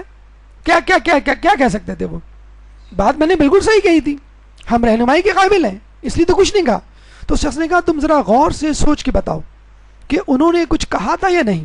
انہوں نے کہا کہ کچھ نہیں کہا تھا، بس سلام کیا تھا 3 مرتبہ، سلامن سلامن سلامن. تو کہنے لگا بیوقوف آدمی، تو نے سورہ فرقان کی آیت نمبر 63 نہیں پڑھی جس میں اللہ فرماتا ہے وَإِذَا خَاطَبَهُمُ الْجَاهِلُونَ قَالُوا سَلَامًا، کہ جب وہ جاہلوں سے مخاطب ہوتے ہیں تو کہتے ہیں السلام علیکم، آپ پہ سلام ہو. یعنی کسی بحث و مباحثے میں پڑے بغیر آگے گزر جاتے ہیں کہ ان کو سمجھانے کا کوئی فائدہ نہیں. تو جاہل ہے، تیری بات بھی جہالت پر مبنی تھی. مولا علی نے کہا کہ میں کیا اس سے بحث کروں، چنانچہ بہتر یہ ہے کہ میں آگے بڑھ جاؤں. تو خدا را آپ کوئی خواب دیکھیں یا کوئی الہام آپ کو ہو تو کسی عالم دین سے، اپنے سے بہتر شخص سے، اپنے خیر خواہ سے مشورہ لے لیجیے. اپنے آپ کو کسی ولی جسے کہتے ہیں کہ برابر نہ سمجھنے لگے. ایک اور مسئلہ جو ہمارے معاشرے میں اس وقت کھڑا ہو گیا ہے وہ یہ ہے کہ قرآن کی گرامر، مسئلہ تو نہیں ہے، بہت اچھی بات ہے، قرآن کو سمجھیں، قرآن کے ترجمے کو سمجھیں، تفسیر کو سمجھیں، اس پہ عمل کریں. اگر عربی گرامر یا قرآنی گرامر، آج کل ایک شارٹ کورسز چلے ہوئے ہیں جس میں عربی گرامر سکھائی جاتی ہے، یعنی عربی گرامر میں بھی وہ گرامر جو قرآن آپ کو جلدی سے سکھا دے، اور مہینوں میں 3 مہینے میں 2 مہینے میں آپ قرآن پڑھنے اور اس کو سمجھنے کے قابل ہو جاتے ہیں. لیکن کچھ لوگوں نے یہ سمجھ رکھا ہے کہ قرآن کا ترجمہ پڑھ کر ہم اس کی تفسیر بھی سمجھ جائیں گے، یعنی اس کے معنی و مطالب اور مفہوم اور مقصد اور پیغام اس کو بھی سمجھ جائیں گے، درک کر لیں گے. یہ غلط ہے. یہ بالکل مثال ایسی ہے کہ ایک انگلش جاننے والے کو ایک انگلش کتاب دی جائے اور کہا کہ یہ میڈیکل کی بک ہے، آپ اس کو پڑھ کے ڈاکٹر بن جائیے. کیا وہ ڈاکٹر بن جائے گا ایک کتاب کو پڑھ کے انگلش جاننے والا؟ اور اگر فقط عربی کا جاننا شرط ہے قرآن کو سمجھنے کی یا اس سے اس کا اصل مفہوم اخذ کرنے کی، تو عرب دنیا میں موجود تمام عربی بولنے والے مفسر قرآن ہوتے. لیکن ایسا نہیں ہے. اس کا مطلب یہ ہوا کہ قرآن کو سمجھنے کے لیے فقط عربی گرامر نہیں، علم حدیث، علم الرجال، علم تفسیر، علم منطق، ادبیات عربی اور دیگر علوم، 25 علوم کہا جاتا ہے کہ وہ آنے چاہیے، تب کہیں جا کے آپ قرآن کی تفسیر کرنے کے قابل ہوں گے. چنانچہ اگر آپ کو قرآن پڑھنے کا شوق ہے بالکل پڑھیے، لیکن کسی کی تفسیر لے کے، تفسیر المیزان لے کے، مثلا تفسیر نمونہ لے کے، تفسیر انوار النجف لے کے، تفسیر نور لے کے، مجموع البیان لے کے، جو مفسر نے لکھا ہے روایات کی روشنی میں اس کو لے کر اس کو پڑھیے، نہ کہ آپ اپنے طور پر قیاس کرنا شروع کریں. حق نما باطل. ماہ رمضان میں ایسے چہرے کم از کم میڈیا پہ تو آپ کو ٹکرائے ہوں گے کہ جن کی داڑھیوں سے، جن کے حجاب سے یا جن کی باتوں سے آپ بڑے مروب ہوئے ہوں گے کہ بھئی یہ بھی تو پرہیزگار لوگ ہیں، یہ بھی تو دیندار لوگ ہیں، ان کو بھی کشف و کرامات ہوتی ہیں، تو ان کے جیسے بننے میں کیا حرج ہے؟ ہمارے خیال میں دونوں برابر ہیں، دونوں کو صحیح کہنا چاہیے. اور پھر آدمی ایک کنفیوژن کے مسئلے سے دوچار ہو جاتا ہے. تو بعض اوقات سمجھ لیجئے کہ حق جو ہے نہیں ہوتا، وہ باطل ہوتا ہے، اور باطل اپنے اوپر حق کا لبادہ اوڑھ لیتا ہے. دیکھیں اس کی تفصیل کچھ یوں ہے کہ قرآن میں آیا ہے کہ یا ایھا الذین آمنوا لا تتبعوا خطوات الشیطان، کہ اے ایمان لوگوں، وہ جو ایمان لائے ہو، شیطان کی راہ کی اتباع نہ کرو. وَمَن يَتَّبِعْ خُطُوَاتِ الشَّيْطَانِ، اور جو کوئی شیطان کی راہ کی اتباع کرے گا، فَإِنَّهُ يَأْمُرُ بِالْفَحْشَاءِ وَالْمُنکَرِ، تو وہ اس کو فحاشی اور منکر گناہ کے کاموں کا حکم دے گا. سورہ نور آیت نمبر 21. اب کیا فقط شیطان فحاشی اور منکر کا حکم دیتا ہے؟ کیا شیطان دین کی دعوت دے اس کو ہم قبول کر سکتے ہیں؟ فوراً لوگ کہیں گے ہاں کرنی چاہیے کیونکہ وہ اچھی بات کر رہا ہے. لیکن یاد رکھ لیجئے علماء حق یہ فرماتے ہیں کہ اگر شیطان تمہیں دعوت دین بھی دے تو وہ بھی قبول نہ کرو. وہ نماز پڑھنے کا کہے، روزہ رکھنے کا کہے، یعنی واجب نمازیں، واجب روزہ نہیں، یعنی اس طرح کہ جس طرح کہ وہ چاہ رہا ہے کہ اس طرح رکھ لو یا اس طرح کر لو.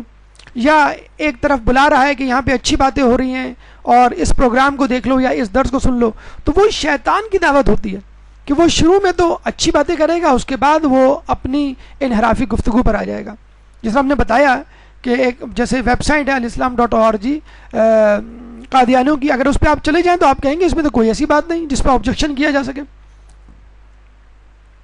تو دیکھا جائے عیسائیت میں بھی کوئی ایسی بات نہیں جس پہ آبجیکشن کیا جا سکے، وہ تو لوگوں نے اپنے طور پہ گناہ ایجاد کر لی ہیں. بائبل میں بھی کوئی ایسی بات نہیں جس پہ آبجیکشن کیا جا سکے. تو آپ قرآن کو چھوڑ کر بائبل کو اپنا لاہ عمل قرار دے سکتے ہیں؟ بالکل نہیں قرار دے سکتے. روایت میں ملتا ہے کہ وہ یعنی شیطان اگر باطل کو حق کے لباس میں ان کے سامنے پیش نہ کرتا تو تیرے راستے سے کوئی گمراہ نہ ہوتا. دیکھیں، فن کمال، فہم و فراست یہ نہیں کہ انسان حق و باطل میں تمیز کرے، بلکہ فہم و فراست یا بصیرت یہ ہے کہ انسان حق کے بیس میں باطل کو پہچان لے. اور یہی غلطی مسلمانوں سے ہوئی رسول اللہ کی شہادت کے بعد کہ انہوں نے حق کے بھیس میں باطل کو نہیں پہچانا، اور اس کے بعد بھی لوگوں سے غلطی ہوئی. یہ تو مولا علی جب آگے بڑھے اور جنگیں ہوئیں، اور جب بعد میں آئمہ نے بتلایا کہ کون سے لوگ ہیں جو اسلام کے بھیس میں ہیں، مسلمانوں کے بھیس میں ہیں، اور تمہارے مذہب کو جو ہے وہ منحرف کر کے تمہیں کہیں اور لے کے جا رہے ہیں. تو اصل چیز ہے اسلام کے بھیس میں کسی کو پہچاننا، ورنہ منکر شخص کو اور گمراہ شخص کو یا بے دین شخص کو پہچاننا بالکل مشکل کام نہیں. اسے کہتے ہیں کہ ایک شخص مسافر کسی گاؤں گیا تو دیکھا وہاں ایک مسجد ہے، اس کو کہا، اس نے سوچا کہ میں چلو اس کو پڑھاؤ کی جگہ بنا لیتا ہوں. اندر گیا تو ایک شخص نماز پڑھ رہا تھا، بڑی خوبصورت قرت تھی. جب اس نے نماز ختم کی تو اس مسافر نے کہا کہ ماشاءاللہ بڑی خوبصورت قرت تھی، تمہاری نماز میں بڑا خشوع و خضوع تھا. تو نمازی نے کہا تم کو معلوم ہے میں نے روزہ بھی رکھا ہوا ہے. تو مسافر نے کہا ماشاءاللہ بڑی اچھی بات ہے کہ ماہ رمضان ہے نہیں، پھر بھی تم نے روزہ رکھا ہوا ہے. تو تم ہی اس بستی میں مجھے نیکوکار اور پرہیزگار لگتے ہو. کھانے کا وقت ہوا ہے، میں کھانا لینے جاتا ہوں بازار، تم میرے گھوڑے کا خیال رکھنا. اور جب وہ مسافر بازار جاتا ہے تو پیچھے یہ نمازی پرہیزگار شخص، روزے دار شخص روزے کی حالت میں گھوڑے کو لے کے 9-2-11 ہو جاتا ہے. جب وہ آتا ہے تو دیکھتا ہے کہ ایسی نماز اور روزے کا کیا فائدہ. تو کہا کہ کیا کہا گیا حدیث میں کہ کسی کے روزے اور نماز پہ نہ جانا یہ تو اس کی عادت بن چکی ہوتی ہے. لوگوں کو پہچاننا ہو تو معاملات سے پہچانو، اس کو آفس میں پہچانو، اس کو گھر میں پہچانو، وہ اپنے گھر والوں سے کیسا ہے، عورت اپنے گھر کے کام میں شوہر کی خدمت میں کس طرح اپنا دل لگا رہی ہے، شوہر اپنی بیوی سے کس لہجے میں بات کر رہا ہے، یا جو ہے وہ کوئی کاروباری شخص ہے وہ جب لین دین کر رہا ہے تو کس طرح کا لین دین کر رہا ہے. تو بدعقیدہ نمازیوں اور بدعقیدہ روزہ داروں سے مرعوبیت کی بجائے آپ ان لوگوں کو پہچاننے کی کوشش کریں کہ اندر خود وہ کوئی استعمار کا ایجنڈا تو نہیں رکھتے. 8ویں چیز جو ماہ رمضان کے بعد آپ کے اندر پیدا ہو سکتی ہے وہ خدا کی آزمائش. اب آپ کیا کہتے ہیں، خدا ہم نے تیری بات مانی. ہم نہیں کہتے ہیں امی سے، امی دیکھیں ہم نے آپ کی بات مانی، ہم نے ہوم ورک کیا، اب آپ ہمیں چاکلیٹ دیں. تو آپ جو ہیں خدا کو آزمانے لگتے ہیں کہ ہم نے تیرے لیے روزے رکھے، ہم نے تیرے لیے نمازیں پڑھی، ہم نے تیرے لیے شب بیداری کی، اب جو ہے وہ ہمیں امتحان میں پاس کر دے. پتہ لگا کہ فیل ہو گئے آپ، پڑھ کے آپ نے بالکل بھی نہیں دیا اور کہا کہ بس ہم نے حدیث سنی ہوئی ہے، تم اللہ کا کام کرو اللہ تمہارا کام کرے گا. بلکہ ہم نے تو ویٹ بھی کیا، ایگزام والے دن کوئی فرشتہ ہے ہماری جگہ جو ہے وہ ٹیسٹ دے دے، امتحان دے دے. تو اس طرح کی دعائیں قبول نہیں ہوتی. عیسیٰ علیہ السلام کو ایک دفعہ شیطان نے کہا کہ اللہ آپ کو پسند کرتا ہے. عیسیٰ علیہ السلام نے کہا ہاں، کہ اللہ اگر آپ کو پسند کرتا ہے تو آپ اس کی آزمائش کیجئے، اس پہاڑی سے کود جائیے اور پھر دیکھیے کہ اللہ تعالیٰ آپ کو بچاتا ہے یا نہیں. تو عیسیٰ علیہ السلام نے کہا کہ میں اپنے اللہ کو نہیں آزماتا. حضرت سلیمان کو یہودیوں نے پکڑ لیا ایک دفعہ اور کہا کہ تم کس مذہب سے تعلق رکھتے ہو. آپ نے کہا میں مذہب اہل بیت سے تعلق رکھتا ہوں. کن لوگوں کو پسند کرتے ہو؟ میں اہل بیت کو پسند کرتا ہوں. جب انہوں نے یہ سنا تو آگ بگولا ہو گئے اور مارنا پیٹنا شروع کر دیا اور کہا کہ جن لوگوں کو پسند کرتے ہو ان کو پکارتے کیوں نہیں. تو سلمان فارسی نے کہا کہ نہیں، میں سمجھتا ہوں صبر کرنا بہتر ہے.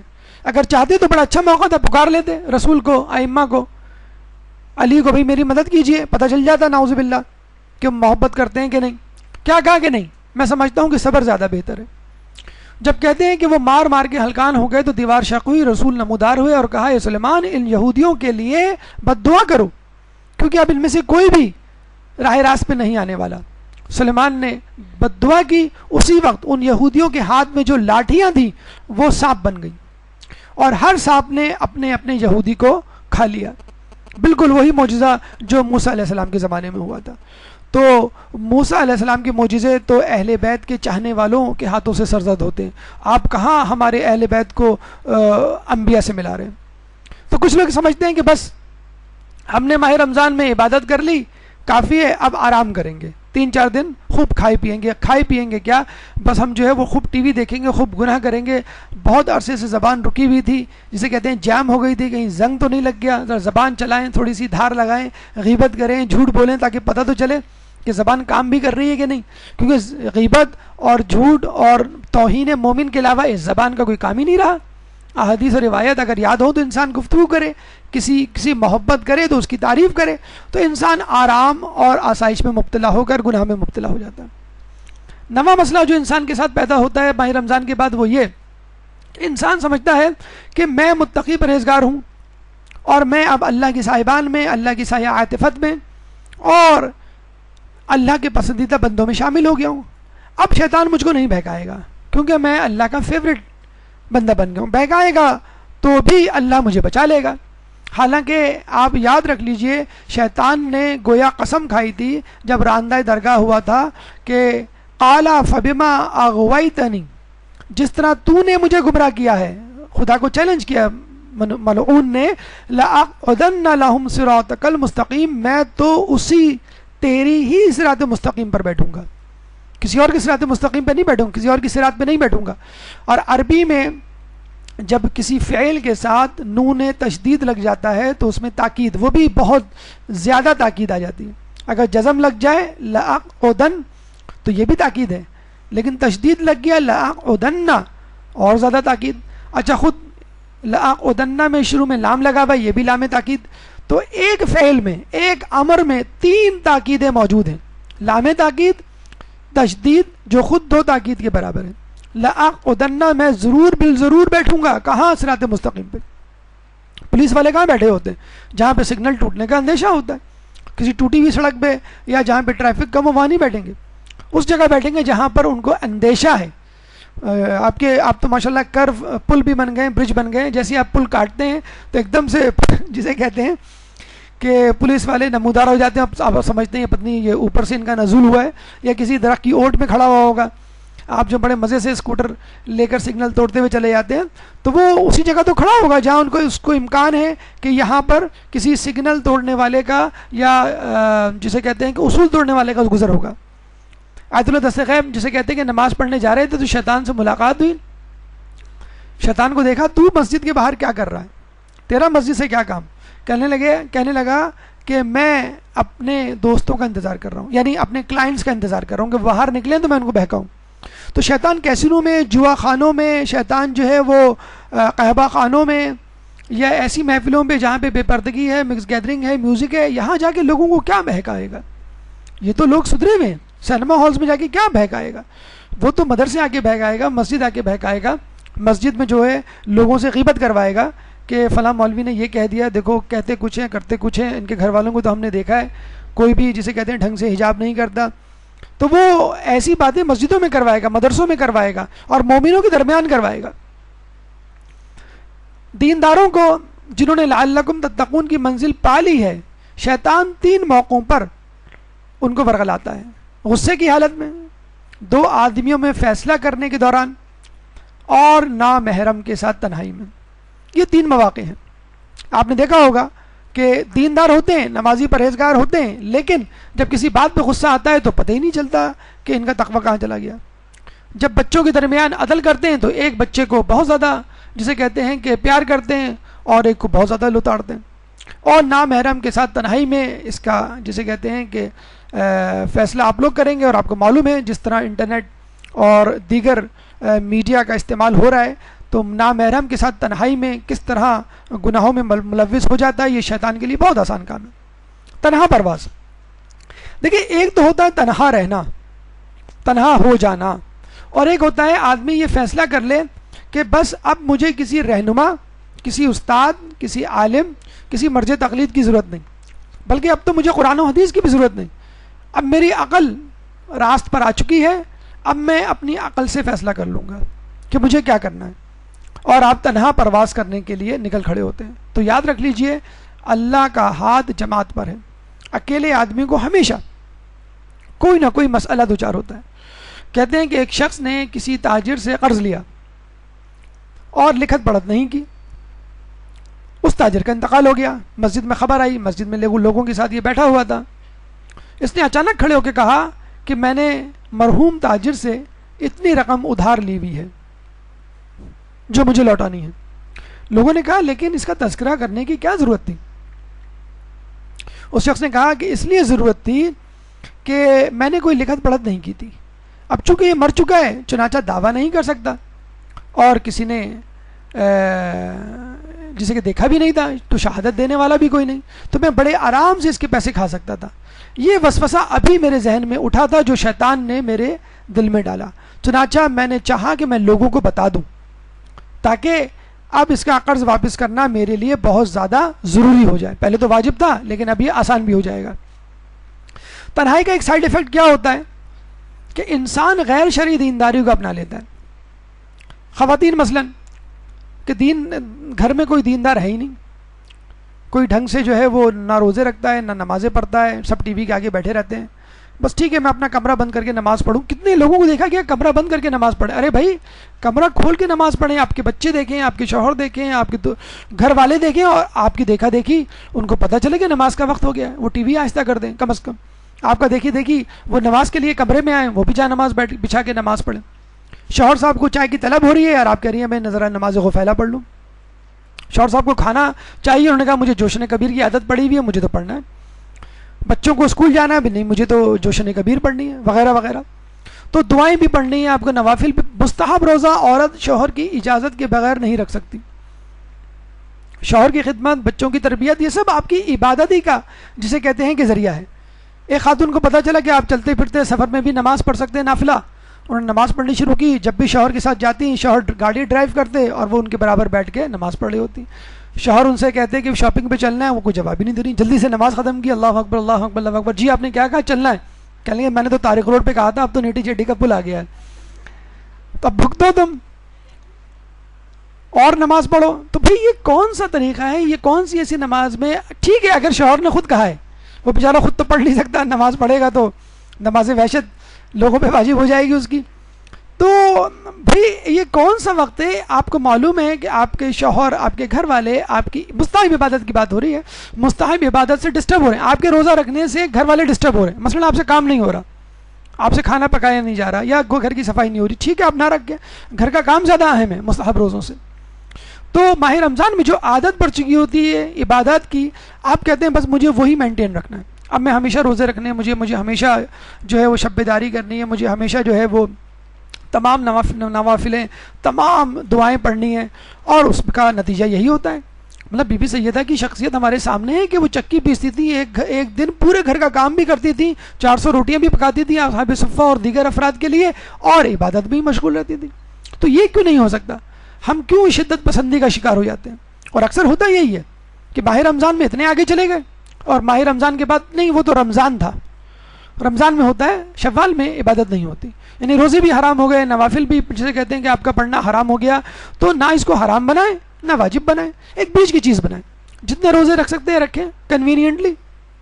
اتوار کو رکھ لیں، چھٹی ہوتی ہے، ارے اتوار کو کیا رکھنا، اصل تو روزہ وہ ہے کہ آپ کراچی یونیورسٹی جائیں، اردو بازار جائیں، آفس جائیں اور پھر روزہ رکھیں، پتہ چلا کہ جاتے ہی آپ نے جو ہے 4 گلاس پانی پی لیے، بھئی ہم سے روزہ نہیں رکھا جاتا۔ تو بھئی جو سہولت ہے اس کو اپنائیں، اس کے بعد انشاءاللہ سخت نیکی کی بھی اللہ تعالیٰ عادت دے دے گا۔ اور اس قسم کی روحانیت سے پرہیز کیجئے کہ کمرہ بند کر کے آپ بیٹھی ہوئی ہیں، لمبی لمبی نمازیں پڑھ رہی ہیں، لمبی لمبی دعائیں پڑھ رہی ہیں، مست رکھو ذکر و فکر صبح گاہی میں اسے، پختہ تر کر دو مزاج خانقاہی میں اسے۔ تو جیسا یہ ہے کہ اصل عبادت یہ ہے کہ موقع کے مطابق اطاعت الہی کرنا۔ اگر اللہ کہہ رہا ہے کہ اب روزہ نہ رکھو تو نہ رکھو، اگر اللہ کہہ رہا ہے کہ نوافل چھوڑ دو تو چھوڑ دو، اللہ کہہ رہا ہے کہ شوہر کی خدمت کرو، بچوں کی تربیت کرو، تو بس آپ کے لیے وہی روزہ وہی نماز۔ ایک اور چیز جو ہمارے اندر پیدا ہوتا ہے وہ ہے وسوسہ. یہ ایک چیز ایسی ہے کہ جو عموماً تنہا رہنے والوں کو ہوتی ہے. جو تنہا ہو جاتے ہیں لوگوں سے اور کہتے ہیں اب لوگ میرے قابل نہیں, اب دنیا میرے قابل نہیں رہی, اب میں کچھ الگ سی چیز بن گیا ہوں. تو شیطان ایسے لوگوں کو زیادہ وسوسے ڈالتا ہے. کہتے ہیں کہ جب یہ آیت اتری کہ ثم لآتینہم من بین ایدیہم ومن خلفہم وعن ایمانہم وعن شمائلہم ولا تجد اکثرہم شاکرین, کہ دیکھیں شیطان نے کہا تھا میں 4 طریقوں سے انسان پر حملے کروں گا, آگے سے, پیچھے سے, دائیں سے, بائیں سے. تو امام فرماتے ہیں آگے سے حملہ کرنے کا مطلب ہے آگے آنے والی آخرت کو سبق یعنی ہلکا کر دے گا شیطان. پیچھے سے حملہ کرنے کا مطلب ہے انسان کو بخل پہ آمادہ کر دے گا کہ تمہاری اولاد کا کیا ہوگا, تمہارا مال کم ہو جائے گا. اور دائیں سے حملہ کرنے کا مطلب ہے انسان کو شک و شبے میں مبتلا کر دے گا. اور بائیں سے حملہ کرنے کا مطلب ہے اس کو مادی لذات میں مبتلا کر دے گا. شک و شبہ انسان کیسے پیدا کرتا ہے؟ دیکھیں سورہ ناس میں من الوسواس الخناس الذی کا جملہ ہے. وسواس خناس ایک شیطان کا نام تھا کہ جب یہ آیت اتری والذین اذا فعلوا فاحشۃ او ظلموا انفسہم, کہ جب یہ لوگ کوئی برا کام کر بیٹھتے ہیں یا اپنے نفسوں پر ظلم کر لیتے ہیں, ذکر اللہ اور اللہ کا پھر ذکر کرتے ہیں, فاستغفروا لذنوبہم اور اس سے استغفار طلب کرتے ہیں اپنے گناہوں کے لیے, ومن یغفر الذنوب الا اللہ, تو کون ہے جو ان کی مغفرت کرے گا گناہوں کی سوائے اللہ کے, ولم یصروا علی ما فعلوا وهم یعلمون, اور وہ اپنے گناہوں پہ اصرار نہیں کرتے تو اللہ ان کو معاف کر دے گا. جب یہ آیت اتری تو شیطان نے پہاڑ پہ جا کے چیخ و پکار واویلا مچانا شروع کر دیا کہ ایک ایسی آیت اتری ہے کہ ہماری تمام محنتیں نکارا جائیں گی, اکارت ہوں گی. تو شیطانوں نے پوچھا اس کے چیلے چاٹوں نے کون سی؟ کہنے لگے مغفرت اور توبہ کی آیت. اب بتاؤ ہم کیا کریں؟ تمام لوگوں نے اپنے اپنے طور پہ مشورہ دیے. ایک شیطان جس کا نام تھا وسواس خناس, اس نے کہا کہ آپ اس کو مجھ پر چھوڑ دیں, میں لوگوں کو آرزوؤں میں, وعدوں میں مبتلا کروں گا, گناہوں میں مبتلا کروں گا اور پھر ان سے توبہ کو بھلوا دوں گا. جو توبہ کا بھلوا دینا ہے یہ ہے وسواس خناس کا کام. پہلے آرزوؤں اور وعدوں میں مبتلا کرنا, لالچ میں مبتلا کرنا, گناہ میں مبتلا کرنا, اس امید پہ گناہ کرنا کہ میں توبہ کر لوں گا, اور پھر گناہوں کو بھی بھلا دینا. حتیٰ کہ حالانکہ یہ کہا گیا ہے کہ گناہ 7 گھنٹے تک نہیں لکھا جاتا, اس فرشتے کو نہیں پتا چلتا کہ جو گناہ لکھنے پہ بیٹھا ہوا ہے. اتنا آپ کو موقع دیا گیا ہے توبہ کا, لیکن کیا یہ شیطان وسواس خناس آپ کو توبہ بلوا دیتا ہے. وَأَيَّدَهُمْ بِرُوحٍ مِّنْهُ کے بارے میں احادیث میں آیا ہے کہ اللہ تعالیٰ اپنی روح کے ذریعے مدد کرتا ہے. جب پوچھا گیا اللہ تعالیٰ روح کے ذریعے کیسے مدد کرتا ہے تو رسول فرماتے ہیں ہر مومن کے دل میں 2 کان ہوتے ہیں, ایک میں فرشتہ پھونکتا ہے, دوسرے میں شیطان. یعنی ایک میں تائید الہی ہوتی ہے اور ایک میں شیطان کی طرف رغبت. اب انسان اگر اس کا نفس کمزور ہے اور اس کی نیت میں فطور ہے تو وہ شیطان کی باتوں میں آ جائے گا, اور اگر وہ نیک نیت ہے اور اپنے کام کو, نیکی کو کرنا چاہتا ہے تو وہ فرشتے کی بات سن لے گا. اچھا بعض اوقات نعوذ باللہ کچھ لوگ اس قسم کی احادیث پہ زیر لب مسکراتے بھی ہیں کہ بھی دل کے کان کہاں سے ہو گئے اور فرشتہ کیسے پھونک مارے گا. تو آپ دیکھ لیجئے سائنس یہ کہتی ہے, سائنسدان یہ کہتے ہیں کہ دل میں 4 چیمبرز ہوتے ہیں. اوپر کے 2 چیمبرز ہیں, ان کا نام ہے left atrium, right atrium. Atrium کو عربی میں اذین کہتے ہیں اور اردو میں کان کہتے ہیں. دیکھیں سائنسدانوں میں نے بھی نام ان کا وہی کان ہی رکھا ہے. اچھا اب یہ بات کہ ایک کان میں فرشتہ پھونک مارتا ہے, ایک کان میں جسے کہتے ہیں شیطان, وہ کس طرح ثابت ہو؟ لیفٹ ایٹریم میں اچھا خون آتا ہے اور رائٹ ایٹریم میں گندا خون آتا ہے. رائٹ ایٹریم میں کاربن ڈائی آکسائڈ والا خون ہوتا ہے جو جسم سے آ رہا ہوتا ہے, اور لیفٹ ایٹریم میں پھیپھڑوں سے آنے والا آکسیجنیٹڈ خون ہوتا ہے. یہ آکسیجنیٹڈ خون باڈی کو پمپ کیا جاتا ہے اور رائٹ ایٹریم والا بلڈ جو ہے وہ پھیپھڑوں کو دے دیا جاتا ہے. تو آپ کے دل میں شک آ جائے آپ پھیپھڑوں کو دے دیجئے, یعنی فرشتوں کے حوالے کر دیجئے, بھئی اللہ کی طرف لے جاؤ, اس میں آکسیجن ڈال دو, اس میں جو ہے فیصلہ کر کے مجھے بتا دو کہ یہ کیا صحیح ہے کیا غلط ہے. اور جب وہ اس بات کو اللہ کی طرف سے لے آئیں, یعنی پھیپھڑوں کی طرف سے لے آئیں فرشتے آپ کی طرف, آکسیجن سے لبریز اور اللہ کی طرف سے تائید الہی سے منور فیصلہ جب آپ کے لیفٹ ایٹریم میں آ جائے تو سمجھ جائیں کہ اللہ نے آپ کے کان میں پھونک مار دی اور فرشتوں نے آپ کو جو ہے خوشخبری دے دی کہ مجھے کیا کرنا ہے. تو وہی اذین، اور اذین اسے اذان جسے کہتے ہیں نکلا ہے. تو یہ نہ کہیے کہ شیطان نے ہمیں بہکا دیا، شیطان نے ہمیں ورغلا دیا. شیطان نے بھی ورغلایا اور فرشتے نے بھی آپ کو اپنی طرف بلانے کی کوشش کی، لیکن چونکہ آپ خود نہیں چاہتے چنانچہ آپ نے شیطان کی بات مان لی. اور یہ بھی ہم آپ کو بتاتے ہیں جب اللہ تعالیٰ شیطان کو آپ کے پیچھے لگا سکتا ہے جو نظر نہ آنے والی چیز ہے. کچھ لوگ کہتے ہیں بھی شیطان نظر نہیں آتا، اگر نظر آئے تو گردن دبوچ لیں، ایسی اس کی پٹائی کریں اور ایسا اس کو چت کریں، لیکن کام سارے آپ اسی کے کریں گے جو نظر نہیں آ رہا. تو اصولاً یہ ہونا چاہیے تھا اگر شیطان ہمارے پیچھے پڑا ہوا ہے تو فرشتے ہمارے اوپر اتریں. اس کے بارے میں بھی اللہ تعالیٰ نے خوشخبری دی ہے، ان الذین قالوا ربنا اللہ، کہ وہ لوگ جو کہتے ہیں کہ اللہ ہمارا رب ہے، ثم استقاموا تتنزل علیہم الملائکۃ، ان پہ فرشتے نازل ہوتے ہیں اور کیا کہتے ہیں، اللہ تخافوا ولا تحزنوا، کہ خوف نہ کرو اور حزن نہ کرو، غمزدہ نہ ہو، وابشروا بالجنت، اور ان کو بشارت دیتے ہیں جنت کی، التی کنتم توعدون، کہ جس کا ان سے وعدہ کیا گیا ہے. تو اگر آپ پر شیطان بھیڑوں کی طرح حملہ کرتے ہیں تو فرشتے بھی آپ پہ نازل ہوتے ہیں جو آپ کو خوشخبریاں دیتے ہیں. یہ ایک دم سے آپ نے دیکھا ہوگا نا، ہمارے دل میں ایک طمانینت آ جاتی ہے، ایک سکون آ جاتا ہے.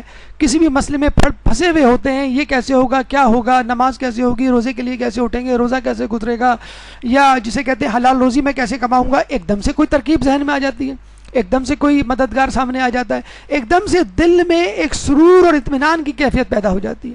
یہ وہ سرور اور اطمینان ہے جو اللہ تعالیٰ فرشتوں کے ذریعے آپ کے دل میں ڈالتا ہے. کہتے ہیں امام کا ہی قول ہے کہ جو وضو میں وسوسہ آتا ہے لوگوں کے، وہ زیادہ تر شیطان کی وجہ سے آتا ہے. تو آئیے جاہریت پسندی پر مبنی ایک قرارداد کو منظور کرتے ہیں جو احادیث کی صورت میں ہمارے پاس موجود ہے. آپ لوگ تیار ہیں؟ جی تیار ہیں آپ لوگ؟ ٹھیک ہے. قرارداد نمبر 1، ہم مستحب روزے نہیں چھوڑیں گے اگلے رمضان تک. کیوں؟ کہ روزہ شیطان کا منہ کالا کرتا ہے، صرف شکست نہیں دیتا، اس کو بدترین شکست سے دوچار کرتا ہے. ہم صدقہ نہیں چھوڑیں گے. کیوں؟ صدقہ اس کی کمر توڑتا ہے. کس کی؟ شیطان کی کمر توڑتا ہے. ہم وعدہ کرتے ہیں کہ نیکی میں تعاون کریں گے. کیوں؟ نیکی میں تعاون اس کی پشت توڑتا ہے، اس کی پشت ٹوٹ جاتی ہے شیطان کی. ہم پوری کوشش کریں گے کہ استغفار سے اپنی زبانوں کو لبریز رکھیں ہر وقت. کیوں؟ استغفار اس کی شہرت کو قطع کرتی. یہ تمام باتیں ایک ایگریسو پالیسی کا حصہ ہیں. آئیے ان باتوں سے، ان نیک کاموں سے اپنے اندر ایک طوفان، ایک انقلاب پیدا کریں. جب تک طوفان یا انقلاب آپ کے اندر نہیں آئے گا، یہ انقلاب ملک میں تو کیا آپ کے گھر میں اور آپ کے آس پاس بھی نظر نہیں آئے گا. ایک پریزیڈنٹ آف پاکستان ایران کے انقلاب کے دوران امام خمینی سے ملنے گئے اور کہا کہ میں چاہتا ہوں کہ آپ جیسا انقلاب پاکستان میں لاؤں. امام خمینی نے فرمایا پہلے انقلاب اپنے اندر تو لے آؤ. تو جب تک آپ خود اپنے اندر انقلاب نہیں لائیں گے، معاشرے میں انقلاب نہیں آ سکتا. اس کے علاوہ کہا یہ جاتا ہے کہ شیطان نے 4 مرتبہ چیخ ماری تھی. ایک مرتبہ جب اس پہ لعنت بھیجی گئی، دوسری مرتبہ جب اس کو زمین پر اتارا گیا، تیسری مرتبہ جب رسول اللہ کی بعثت کا اعلان ہوا، اور چوتھی مرتبہ اس وقت جب نزول سورہ فاتحہ ہوئی جو ہم روزانہ نماز میں پڑھتے ہیں. اس سورہ کو پورے خشوع و خضوع، معنی مفہوم کے ساتھ پڑھنے کی کوشش کیجئے اور اس میں جو کچھ کہا گیا ہے اس پہ عمل کرنے کی کوشش کیجئے. یہ وہ دعا ہے جو نماز کے علاوہ بھی ہمیں اللہ تعالیٰ سے کرتی رہنی چاہیے. یہ تمام گفتگو شیطان کے حوالے سے مکمل ہوئی. اگر اس گفتگو سے متعلق آپ کے ذہن میں کوئی سوال ہے تو آپ کر سکتے ہیں. قبل السوالات بھرپور صلوات.